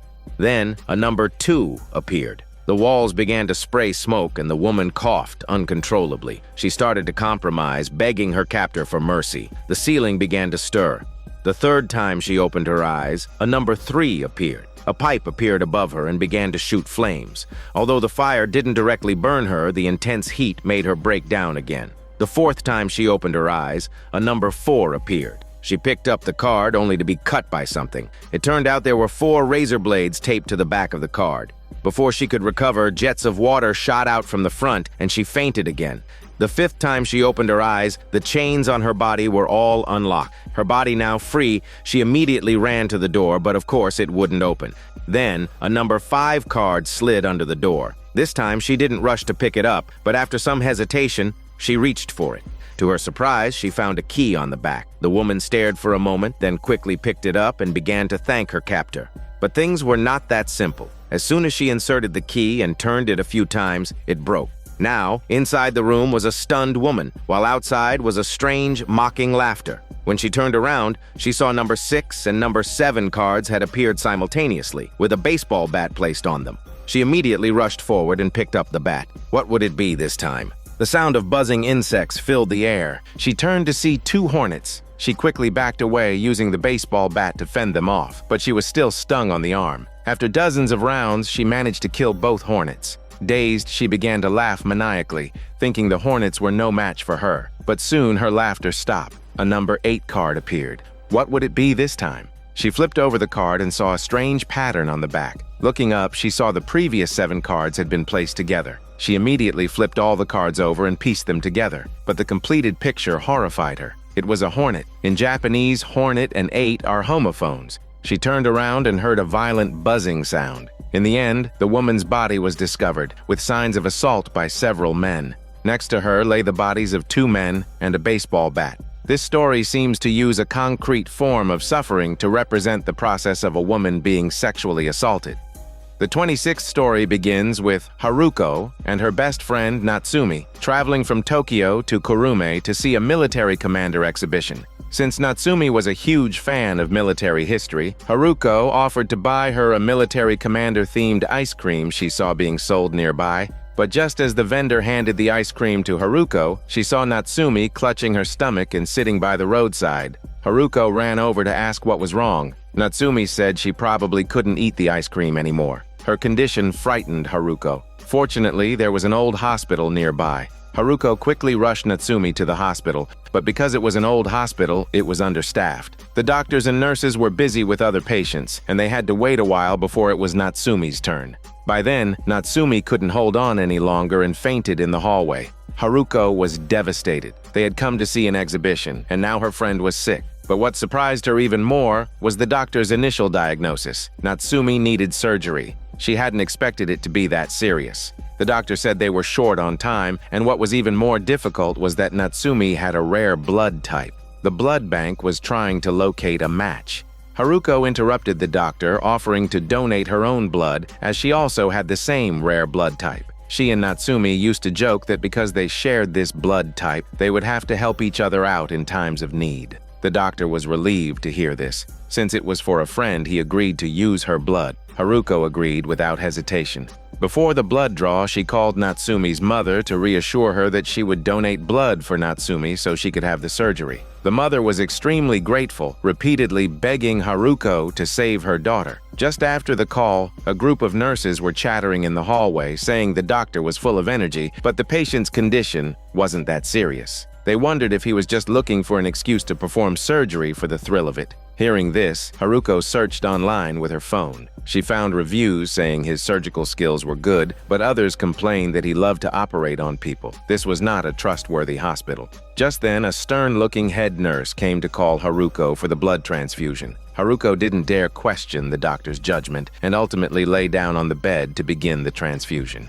Natsumi was lying on the bed next to her, separated by a screen. Afterwards, the doctor and nurses began to operate on Natsumi on the other side. Haruko could clearly hear the sound of them cutting through flesh with a knife. After a few minutes, a nurse alerted the doctor that the bleeding wouldn't stop. The doctor, however, remained calm and told them to continue the surgery. Haruko tried to get up to check on Natsumi, but was pushed back down by the head nurse. Haruko kept calling out Natsumi's name, but the doctor on the other side was unaffected by her cries. A few minutes later, the doctor, covered in diabetic blood, came to Haruko's side and asked if she was Natsumi's friend. If so, he needed another favor. He needed to take a piece of her liver, reassuring her that the liver has strong regenerative abilities, and taking a small piece wouldn't be a problem. He asked if she would help since she was such a good friend to Natsumi. Haruko clearly hadn't considered the issue of organ matching. She only felt pressured. They asked her if she wanted to help. Haruko said yes. The doctor immediately ordered his team to move the equipment from the next room, saying they needed to prepare for the resection surgery right away. When Haruko tried to resist, they held her down and gave her an anesthetic. Although anesthetized, Haruko was still conscious. She just couldn't feel the pain. She could feel her abdomen being cut open and the doctor removing her liver. Then they said they needed a kidney as well. After they finished, Haruko was left on the operating table. The heart monitor went from a wave to a flat line. Finally, Natsumi woke up, a look of triumphant cunning on her face.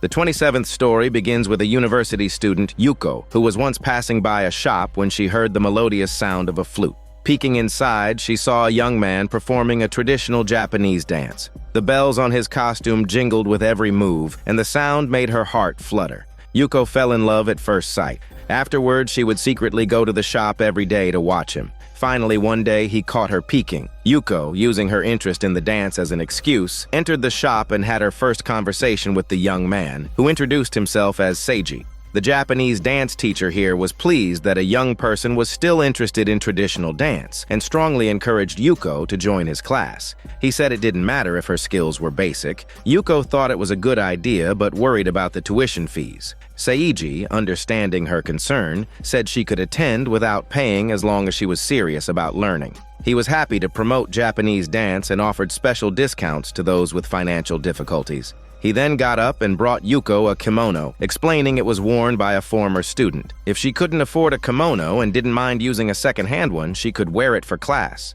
Yuko was deeply moved. That night, she told her best friend Lady Bro about her experience. Lady Bro knew immediately that she had a crush on Seiji. The next day, Yuko arrived at Seiji's shop on time for her dance lesson. Seiji was very patient, teaching her step by step. Every time he moved, the bells on his costume would jingle.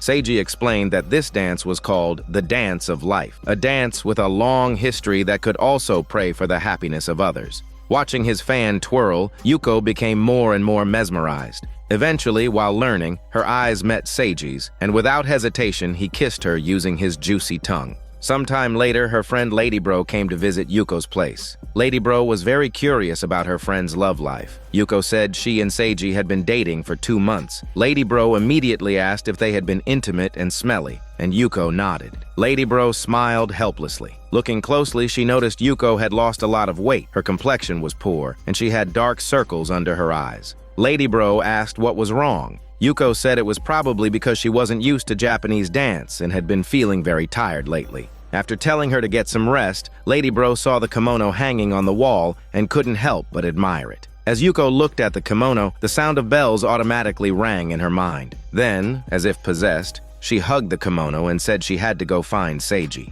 But it was already the middle of the night. Lady Bro couldn't stop Yuko, so she followed her all the way to the dance studio.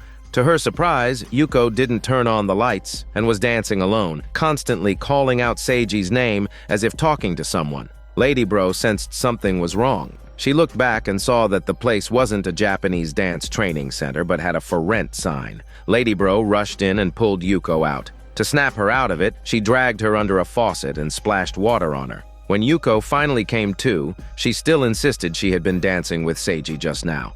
Seeing that Yuko wouldn't listen, Lady Bro searched for the man's name on her phone. To her horror, the man was already dead. It was said that he had killed his girlfriend on suspicion of cheating and then committed suicide. It seemed Seiji was indeed dead. So what was the relationship Yuko had been in for the past 2 months? The next second, the lights went out, and they could hear footsteps and the sound of bells coming up the stairs, getting closer and closer. Yuko was once again entranced by the bells and wanted to open the door. Lady Bro rushed in front of her to stop her, but a pair of hands suddenly grabbed Lady Bro by the neck. Seiji's voice came from behind, warning Lady Bro not to meddle, and then he strangled her.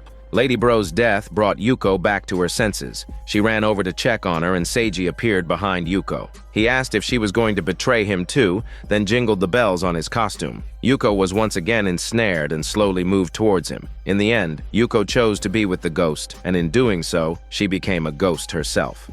The 28th story begins with a group of students staying overnight at their school. Late at night, they started telling stories about Building 4. Legend had it that a girl had come to Building 4 at 12:48 a.m. and jumped from the roof. Since then, every time it's 12:48 a.m., the girl reappears.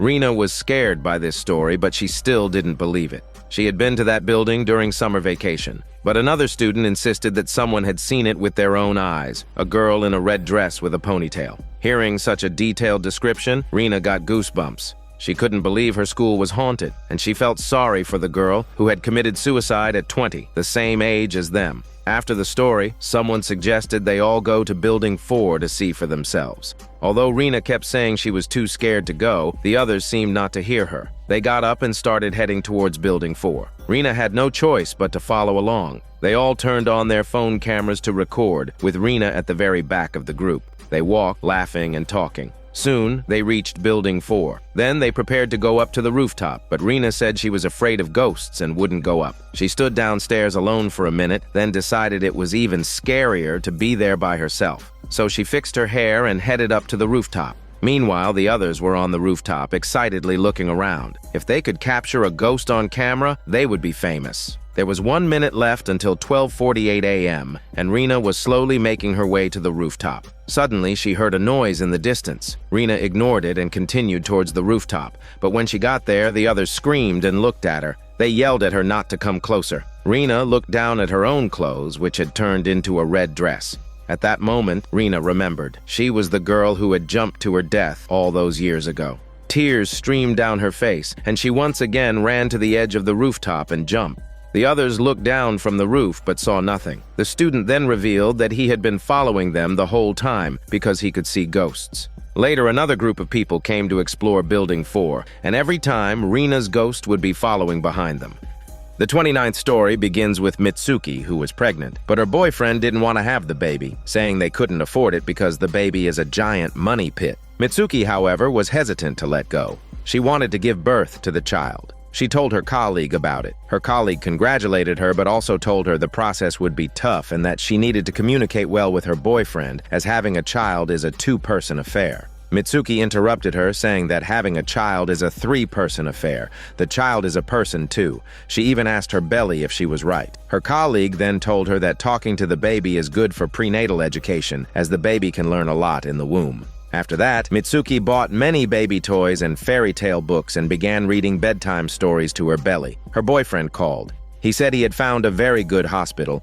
She thought he was taking her for a prenatal checkup, but it turned out to be an abortion clinic. Mitsuki was very disappointed. She declared that she would have the baby on her own. Her boyfriend questioned if the child was really his. Angered, Mitsuki hung up on him, cursing him as a scumbag. As soon as Mitsuki got angry, the sound of a baby crying rang out. She looked around for the source of the sound and concluded it must be a baby in the next apartment. The next morning, Mitsuki experienced morning sickness. She comforted her belly, saying that even if it was just the two of them, they had to be strong. Immediately, a voice replied that it's okay. Mitsuki thought it was the neighbor's voice, but she soon realized the sound was coming from her own belly. The baby in her belly then responded, saying it was in there and even called her mommy. But the voice didn't sound like a child's at all. It was incredibly eerie. Mitsuki told her colleague about the baby talking like a giant. Her colleague comforted her, saying that the pressure of a first pregnancy is immense and that perhaps she hadn't been resting well and was having auditory hallucinations.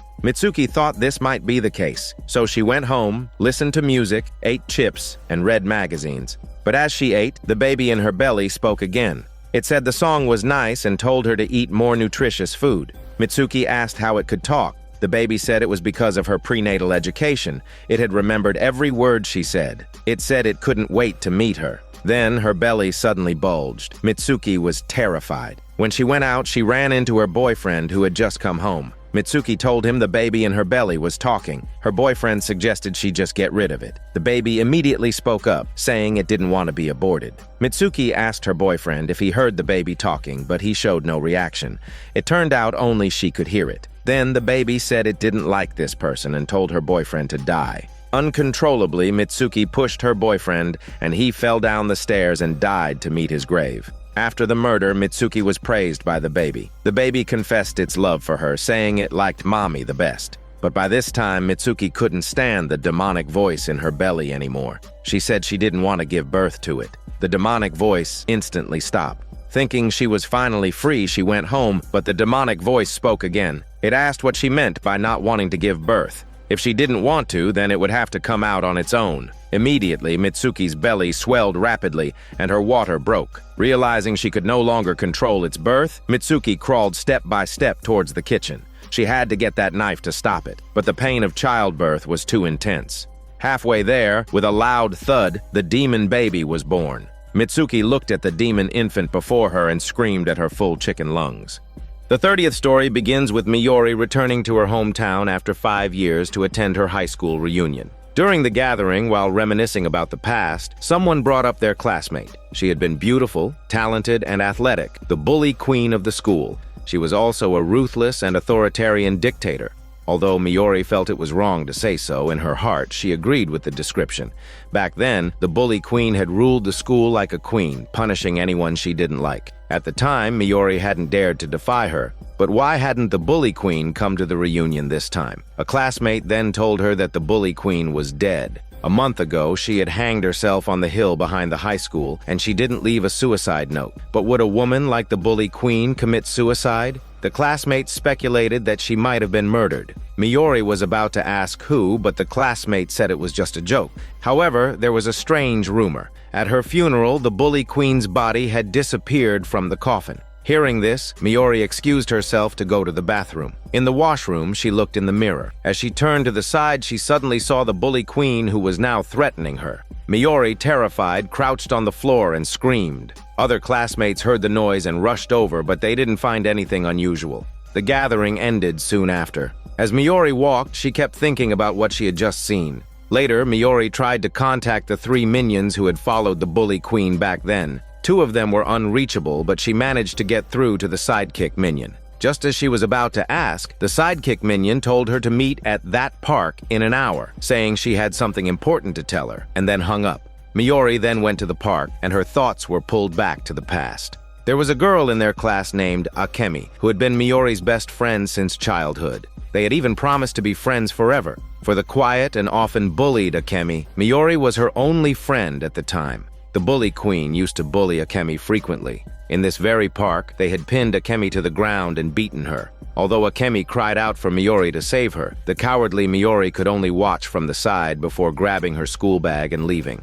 The day after this incident, Akemi never went to school again, and not long after, Miori transferred to a school in Tokyo. The designated time had passed, but the sidekick minion still hadn't shown up. Miori didn't return to Tokyo but went to Akemi's house many times. Although she didn't know if Akemi would forgive her, she felt she at least had to say she was sorry. Miori rang the doorbell, and Akemi's mother opened the door. After a brief exchange, Miori went up to the second floor. Everything seemed unchanged. She opened Akemi's room and immediately apologized. Akemi was sitting at her desk, motionless. Just as Miori was about to tap her, a doll fell from the chair. Miori was frozen in shock. At that moment, the sidekick minion called again, but the doll next to her stood up and took on a human form. Miori was about to ask where the sidekick minion was, but Akemi's mother, standing nearby, answered the phone. The mother said the other friends had already arrived. She then opened the door behind her, revealing the bodies of all the classmates from the reunion sitting inside. Miori screamed in terror. Then the doll behind her said they should start the reunion. The classmates inside all stood up and walked towards her like zombies. It turned out Akemi was dead, and she too wanted to have a reunion. The 31st story begins with a female detective returning to the prison a year later. She hadn't expected to see the death row inmate, Nami, again, but circumstances had changed. In the prison, the guard brought Nami for questioning. Upon meeting, Nami said she knew the detective would come because another woman had been killed, and the method was the same as 2 years ago. Although the case hadn't been made public, a visitor had told her about it. It's a woman in a black hat and a trench coat. The detective suspected that Nami had told this new culprit the details from 2 years ago, but Nami didn't answer. She stood up and told the guard the visit was over. The detective wanted to ask more, but Nami told her to come back next time.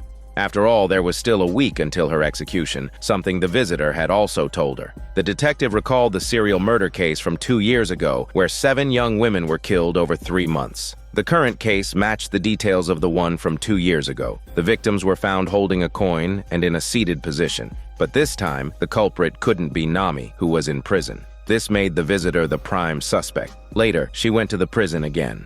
In the case from 2 years ago, there were no witnesses. Nami was arrested because a photo of her was found at the crime scene.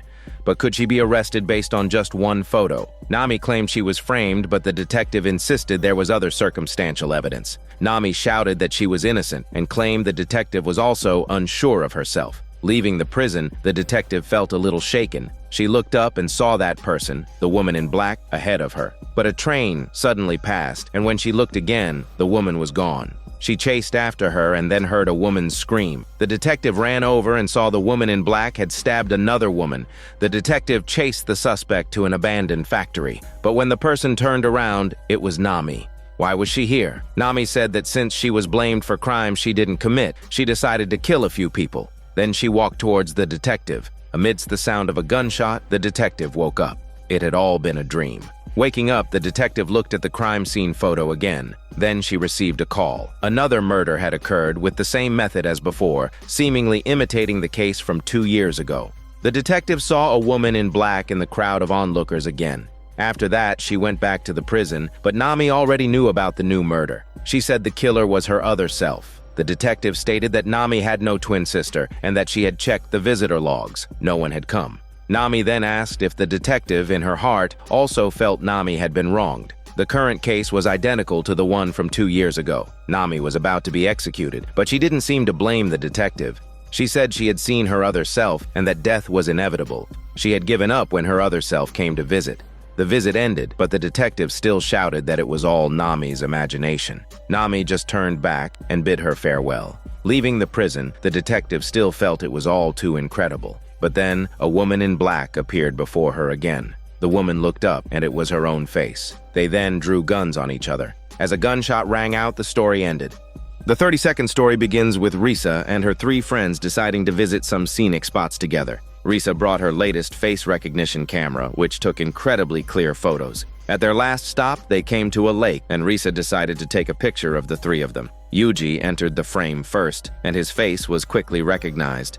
The other 2, Narumi and Kuta, came in after, but their faces were not recognized. At first, Risa thought she could just manually select them, but then something strange happened. Manual selection also failed for Narumi and Kuta. Instead, the camera recognized faces in the lake behind them. Even more bizarrely, there wasn't just one recognition box. A dense cluster of them appeared all over the lake. Risa was stunned, but her friends were already posing. Not wanting to spoil the mood, she pressed the shutter button anyway. That night, back home, Risa and Narumi were talking about how much fun they had. Afterwards, Narumi reminded her to go to bed early as they had class the next day. Just as they were saying goodnight, Risa heard the sound of dripping water from Narumi's side, probably a faucet that wasn't turned off completely. Narumi said she would check it and hung up. Risa also went to wash up and go to bed. In the middle of the night, Yuji suddenly called. He stammered that Narumi had suddenly died that night. Risa didn't believe it. Yuji said he had received a call from Narumi around 1 a.m. At the time, she seemed very scared and kept saying not to come over. Worried about her, he immediately called the police and went to check on her himself. But by the time he arrived at Narumi's house, he only saw an ambulance parked outside. Risa's mind flashed back to the photo from that day. She immediately asked Yuji how Kuta was. Yuji said he had informed Kuta, who had a crush on Narumi and was devastated by the news. After hearing this, Risa hung up and then called Kuta. Kuta answered and said he couldn't figure out who had killed Narumi. He said Narumi had been stabbed to death. Because water was dripping from the apartment above, she had gone upstairs to complain. When she came back, she forgot to lock her door, which was probably how the killer got in. Risa remembered hearing dripping water when she was on the phone with Narumi. When she came back to her senses, she heard a scream from Kuta's end of the line, along with a lot of static that sounded like rushing water. Then the call disconnected. The more she thought about it, the more she felt that today's photo was definitely not simple. Narumi and Kuta hadn't been recognized by the face recognition, and they had both died one after another. She turned on her camera to check the photo. The scene in the picture terrified her so much, she dropped the camera. The lake was indeed filled with many faces. Risa immediately tried to delete the photo, but it wouldn't delete. She threw the memory card into the trash can, but that wasn't enough. She had to go downstairs right now and throw it in the garbage station to feel safe. But after she threw it away and was about to take the elevator up, a passerby who was also about to get on suddenly decided not to. Risa asked him why. He said there were too many people inside and he was afraid it would be overweight. Risa glanced inside. There was nothing there. She went home and hid in her room. Suddenly, she noticed water on her floor. This time, it was her apartment that was leaking. The water went from a drip to a steady stream. She immediately called Yuji, asking him to come and save her, but Yuji said her line was too noisy and he couldn't hear what she was saying. Risa's eyes widened in shock. She was alone, so where was the noise coming from? Unless she was being targeted by ghosts, and the noise was their doing. Risa was defiant. They hadn't done anything wrong, so why was this happening to them? The water began to spread towards her. Her phone's face recognition function automatically popped up, identifying many boxes right next to her. With a scream and a black screen, Risa also became a ghost. The 33rd story begins with 2 friends, Hiromi and Rina, deciding not to take their usual route on their way home. Rina wanted to take a shortcut through a tunnel. Hiromi was a bit scared because there were rumors of ghosts in that tunnel. Clearly, Rina didn't take it seriously and walked straight towards the tunnel. Helpless, Hiromi followed behind. Just as they reached the front of the tunnel, she stepped in a puddle which seemed like a bad omen. They then entered the tunnel. The road inside was even smoother than outside. To liven things up, Rina made funny faces, startling Hiromi.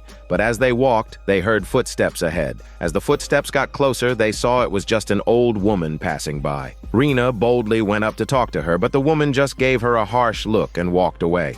Then they heard footsteps again. It seemed quite a few people used this tunnel. But Hiromi said there was another rumor about this tunnel. A woman holding a baby would suddenly approach the passerby and tell them to take this child. No one knew what would happen if the passerby took the child. Up ahead, a long-haired woman walked towards them. She was carrying a briefcase and seemed to be just another ordinary person passing through. To lighten the mood, Rina was still joking with Hiromi. Just then, a car drove through the tunnel. It seemed quite long. The two continued walking, but suddenly they heard a baby crying ahead. Maybe it was just a coincidence. Someone with a baby passing by, they comforted themselves and kept walking.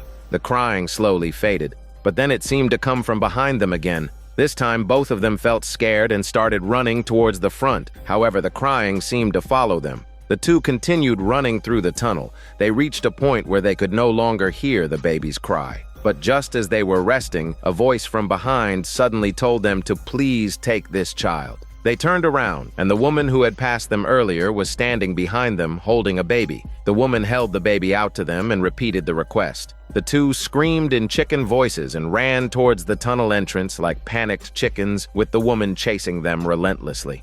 Hiromi ran ahead of Rina. Rina finally saw Hiromi squatting on the ground at the tunnel entrance. As she complained about Hiromi being a bad friend, she slowly walked up and tapped her on the shoulder. But the woman who turned around was the one who had been chasing them. The woman once again held out the baby to her.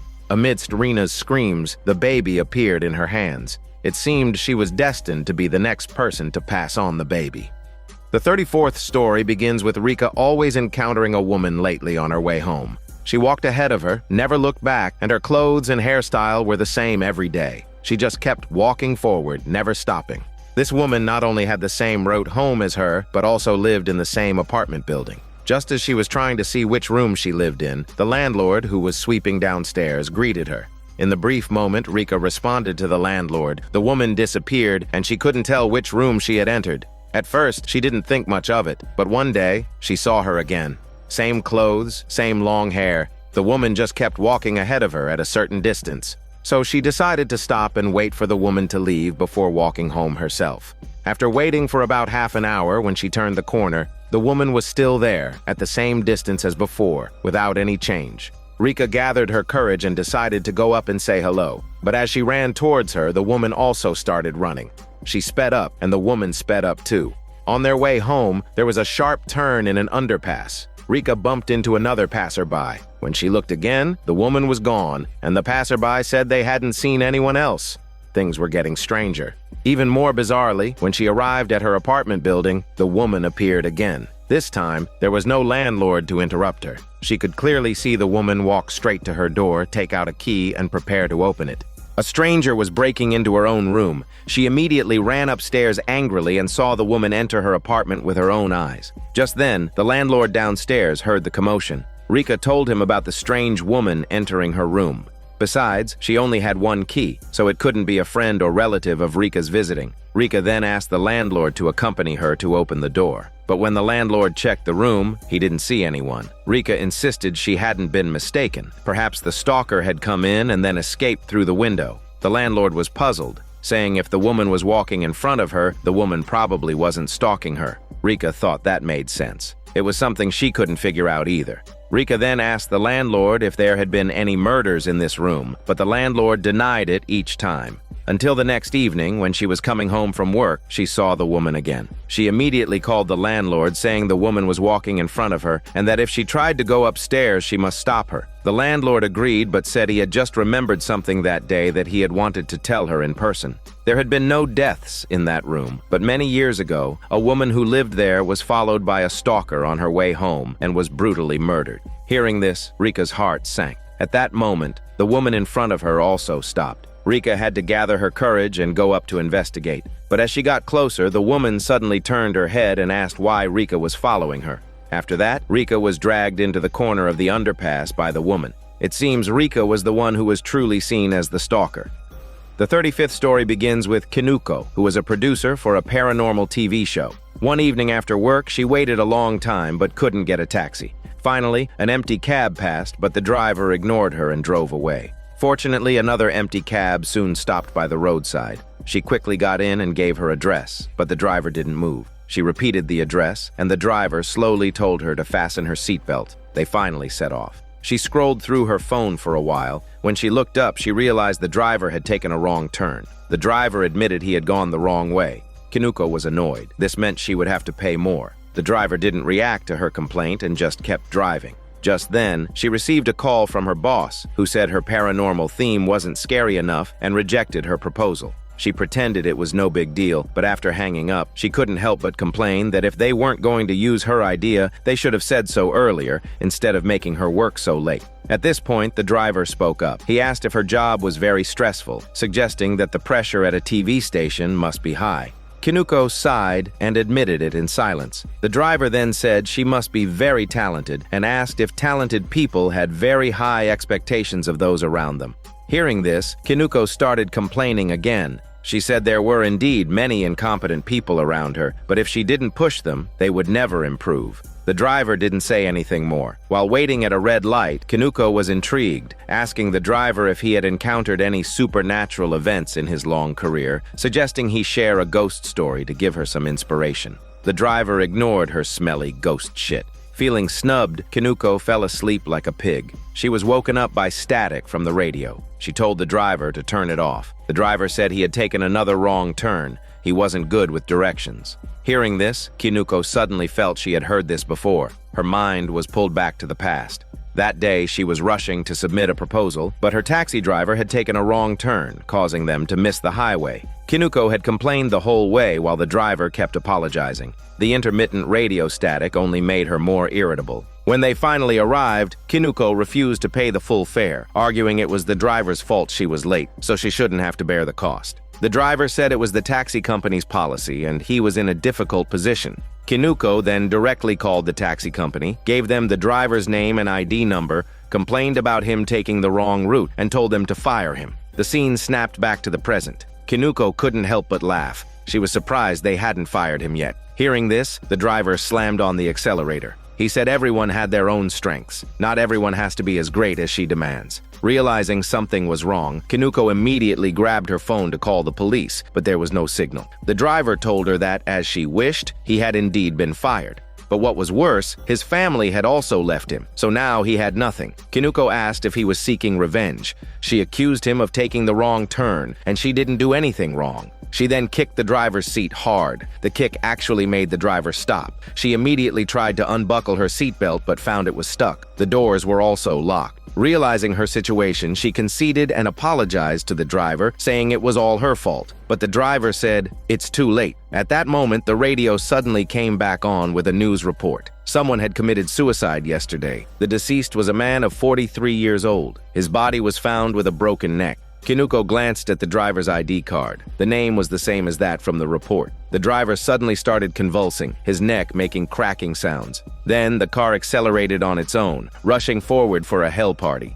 The 36th story begins with Chihiro waking up, only to find her hair was a mess and wouldn't stay down no matter how she styled it. With no time to spare, she rushed to eat breakfast. Her mother had turned on a horoscope forecast, a daily ritual for her. Today, the lucky color for Taurus was green, Virgo would find something they had been looking for, Aquarius would be full of passion for work and life, and Aries would have a wonderful encounter. The unluckiest sign was Sagittarius, who should be careful of falling objects today. Chihiro usually just listened without taking it seriously, but her mother was different. She would always give her and her father lucky items before they left the house.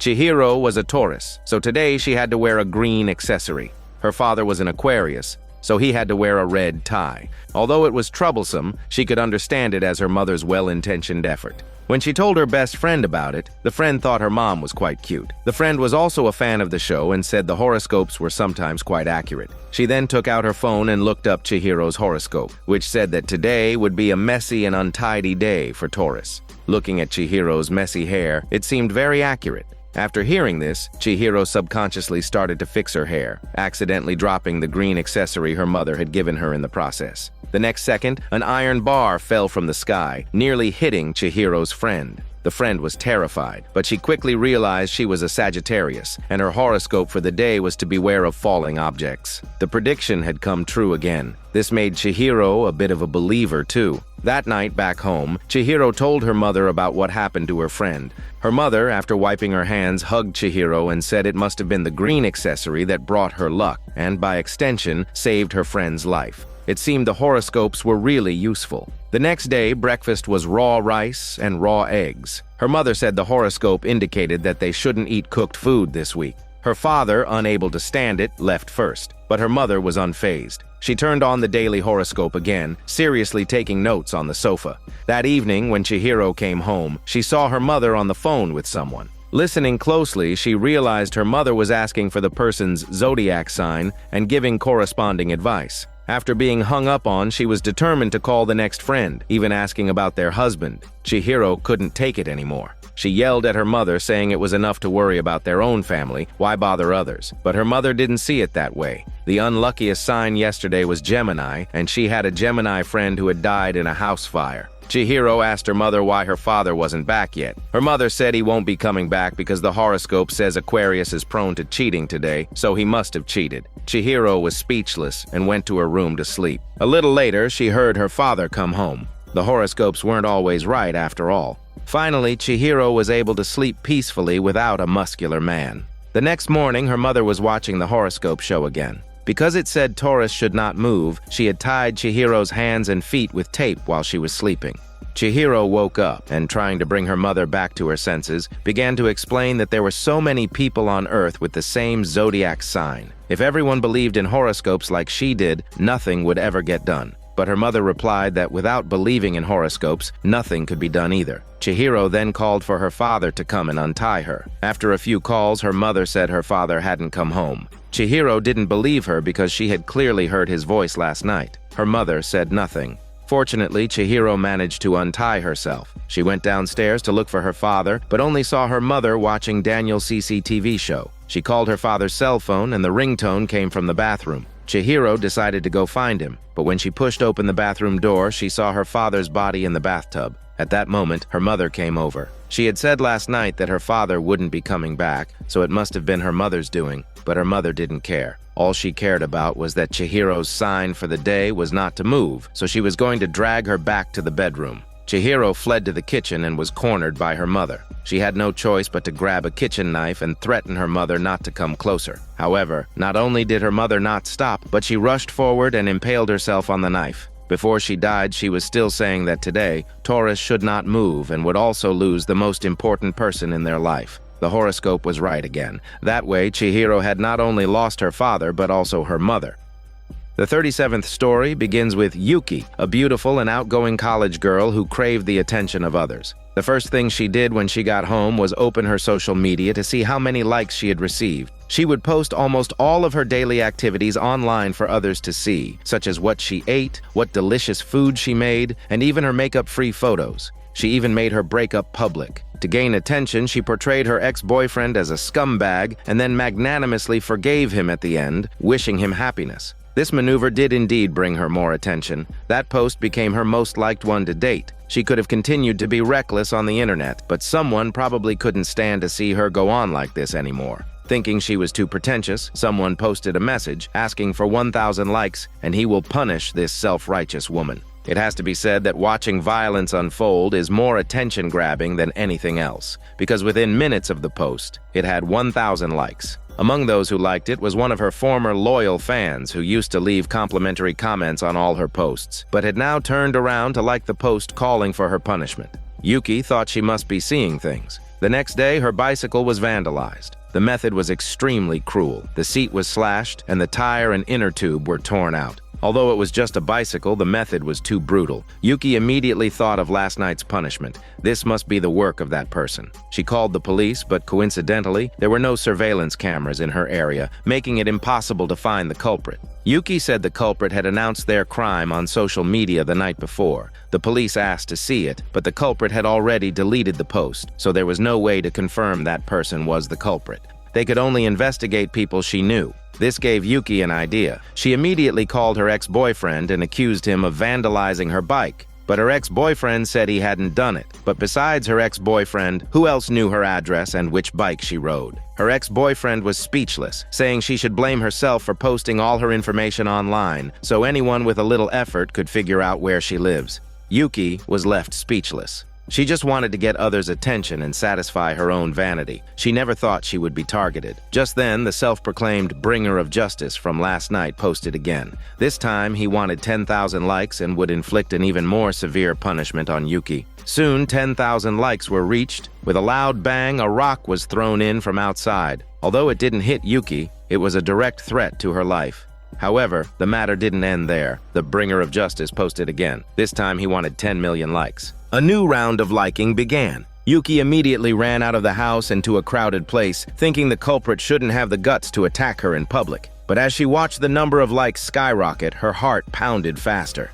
She looked around and suddenly felt that anyone could be the culprit. She began to question them one by one, asking why they had liked the post. The bewildered passers-by just thought she was crazy. The 10 million likes were achieved. She ran to the busiest street, trying to escape the pursuit. But as she was weaving through the crowd to cross the road, she was inexplicably stabbed. Before she could even react, she collapsed in a pool of blood and died. The final shot lingered on her phone, showing the 10 million likes. Every single like was a killer of Yuki. The 38th story begins with a smiling couple telling Mako to eat at the dinner table. Mako silently looked at them, a fragmented memory flashing in her mind. She questioned if the food was poisoned. The parents shook their heads in denial. Mako swept the food off the table, stood up excitedly, and shouted that they wanted to kill her. At the same time, her memory grew clearer. In the vision, a middle-aged couple lay dead in front of her. Mako snapped back to reality and ordered the two to get out, stating that this was not her home. The parents maintained their smiles, telling Mako that this was her home. The mother told her to take a bath if she's not going to eat. Then the two of them slowly approached Mako. The mother restrained her and the father took out some medicine. He pried open Mako's smelly mouth and forced the liquid down her throat. After drinking it, Mako collapsed to the floor. In that moment of fading consciousness, she finally remembered that the two people in front of her were not her parents. Her real parents had been killed by them. After an unknown amount of time, Mako woke up in bed. The imposter mother asked with concern if she was feeling better. Mako weakly said she was sorry, but in her mind, she was plotting her escape. She knew that if she stayed here, she would be finished sooner or later. The imposter mother again asked if Mako wanted to take a bath. Mako imagined that if she agreed, she would probably be drowned in the bathtub by the two of them. She refused out loud, but the imposter parents ignored her. They called in several men in white uniforms to forcibly take Mako away. Mako struggled desperately, broke free, and ran out of the room. Unexpectedly, the imposter mother was waiting at the door to block her. Seeing the men in white chasing her from behind, Mako pushed past the imposter mother and ran outside. She ran frantically, with the men in white in hot pursuit. Fortunately, she encountered a patrolling police officer on the road. Mako quickly cried out for help, telling him that a pair of imposters had killed her parents and were now trying to kill her. The officer said he would definitely catch the culprits. He then took Mako back to the police station to request backup. Mako breathed a sigh of relief and followed the officer. But as they walked, they ended up back at the front of her house. The imposter parents appeared and greeted Mako. Mako, in disbelief, asked the officer why this was happening. The officer told her she shouldn't be running around in the streets, then went over to chat with the imposter parents. Seeing this, Mako understood. It seemed the whole town wanted to kill her. The neighbors suddenly appeared, teasing Mako and laughing, telling her to give up. The crowd slowly closed in on her. Mako had nowhere to run and fell into despair. Just then, a handsome young man shouted for her not to give up. He rushed over, grabbed Mako, and they quickly fled. The two ran to a secluded corner. The handsome young man said he was her ally. Mako told him her situation. After listening, the young man said he would protect her sexy body, but before he could finish, he was knocked out with a club. A group of men in white arrived and quickly subdued the two of them. They struggled, but it was all in vain. The scene then changed. The two were in patient gowns, pinned to the ground. The handsome young man was still trying to resist, excitedly saying he had to help Mako. A nurse, seeing this, told him he was very brave, a true hero. Hearing the word hero, the young man's emotions gradually stabilized and he allowed the men in white to take him away. Mako hadn't even processed what was happening when she saw the imposter parents and the police officer in front of her. Seeing Mako had been caught, the officer left. It turned out this was a mental hospital. The imposter parents were a doctor and a nurse there, and the people standing behind the glass windows in the hallway were the neighbors. They, along with Mako and the handsome young man, were all patients. In the ward, the head nurse brought a meal for Mako. Mako once again knocked over the food, still suspecting it was poisoned. At this point, her memory began to replay. It turned out that the person who had killed Mako's parents was Mako herself. During a psychotic episode, Mako had mistaken her parents for imposters and poisoned them. Afterwards, Mako was sent to the mental hospital for treatment. The 39th story begins at a park, where Yumi stared intently at her phone, hoping for a response from the company she had interviewed with. But after a long wait, no calls came. She got up and walked towards the public restroom, but her phone suddenly rang.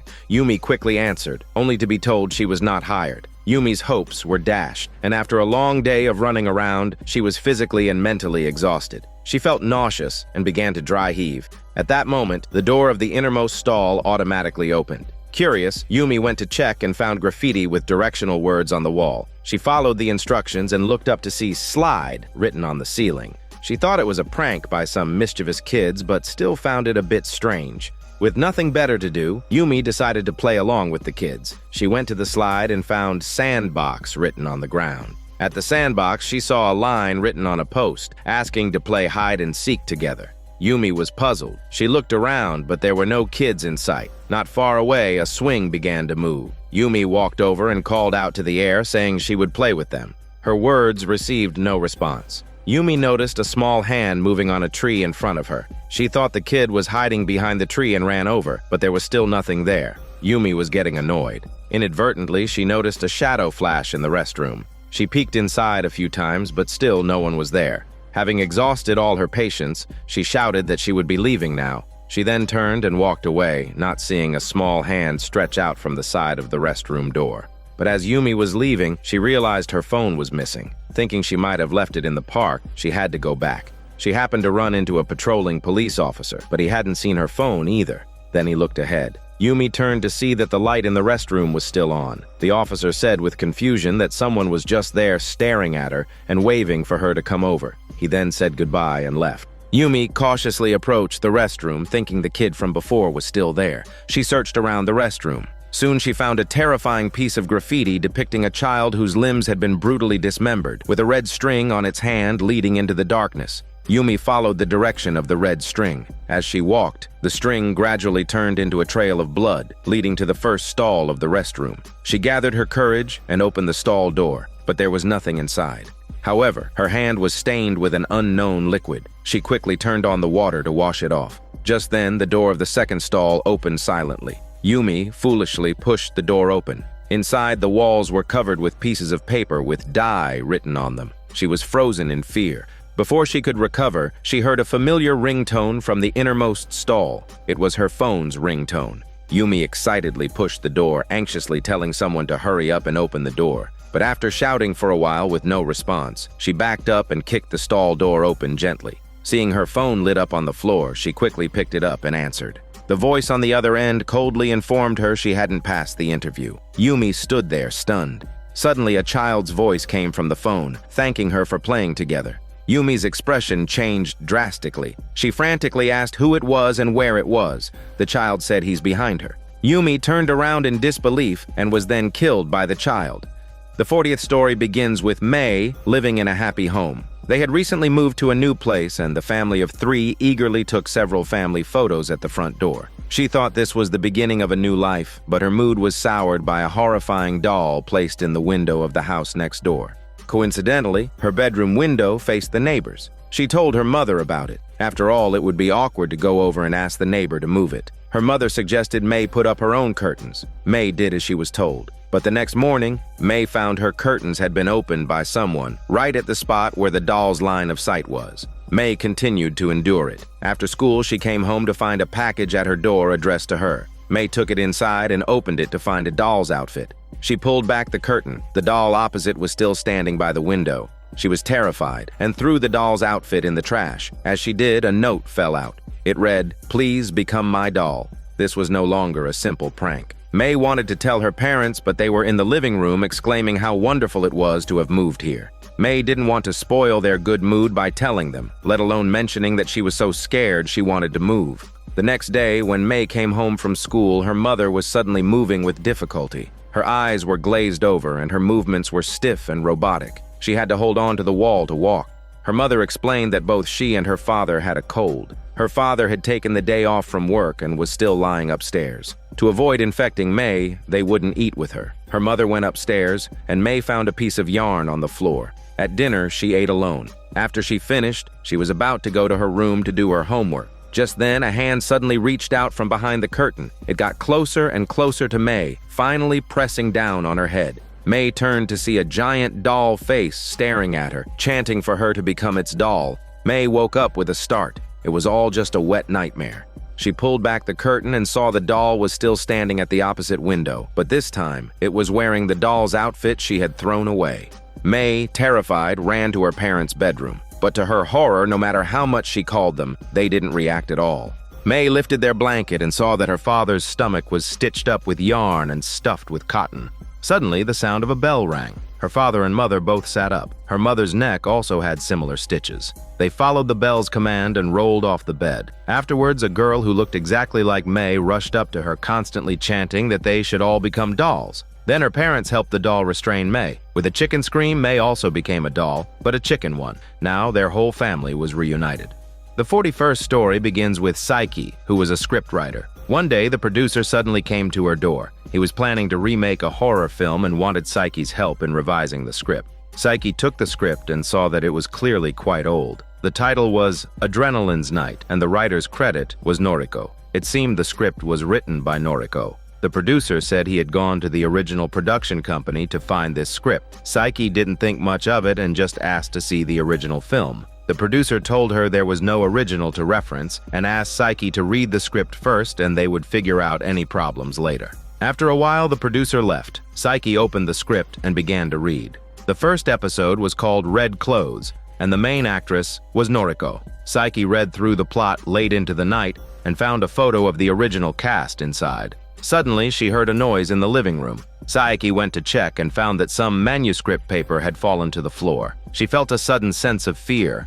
Afterwards, Psyche searched for information about Noriko online and learned that she was a famous TV actress who had committed suicide during the filming of Adrenaline's Night, her first leading role. Psyche looked at the photo again more closely. This time, she noticed Noriko's smile was eerie, making her skin crawl.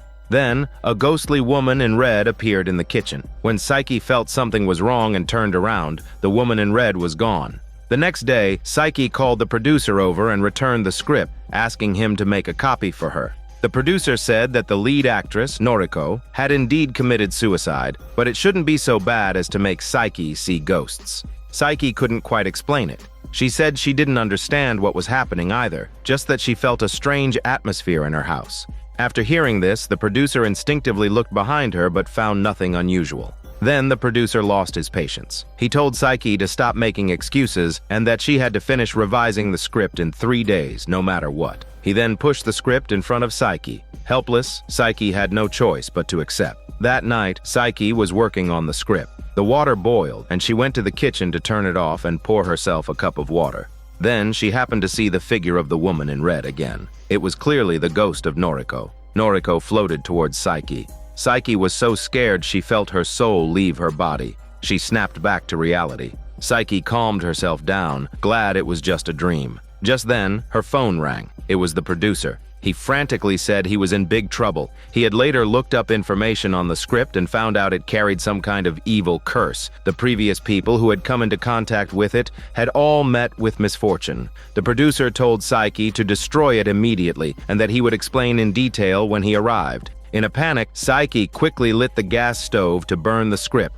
As the script was burning, a strong wind suddenly blew through the room, scattering the manuscript paper all over the living room. After a while, the room returned to silence. Just as Psyche thought the danger had passed, the papers that had fallen to the floor slowly floated into the air. At this time, Noriko silently appeared in the room. Noriko stared straight at Psyche. Psyche felt her hair stand on end. This was followed by a scream, and the floating manuscript paper fell to the ground again. And with that, the story ends.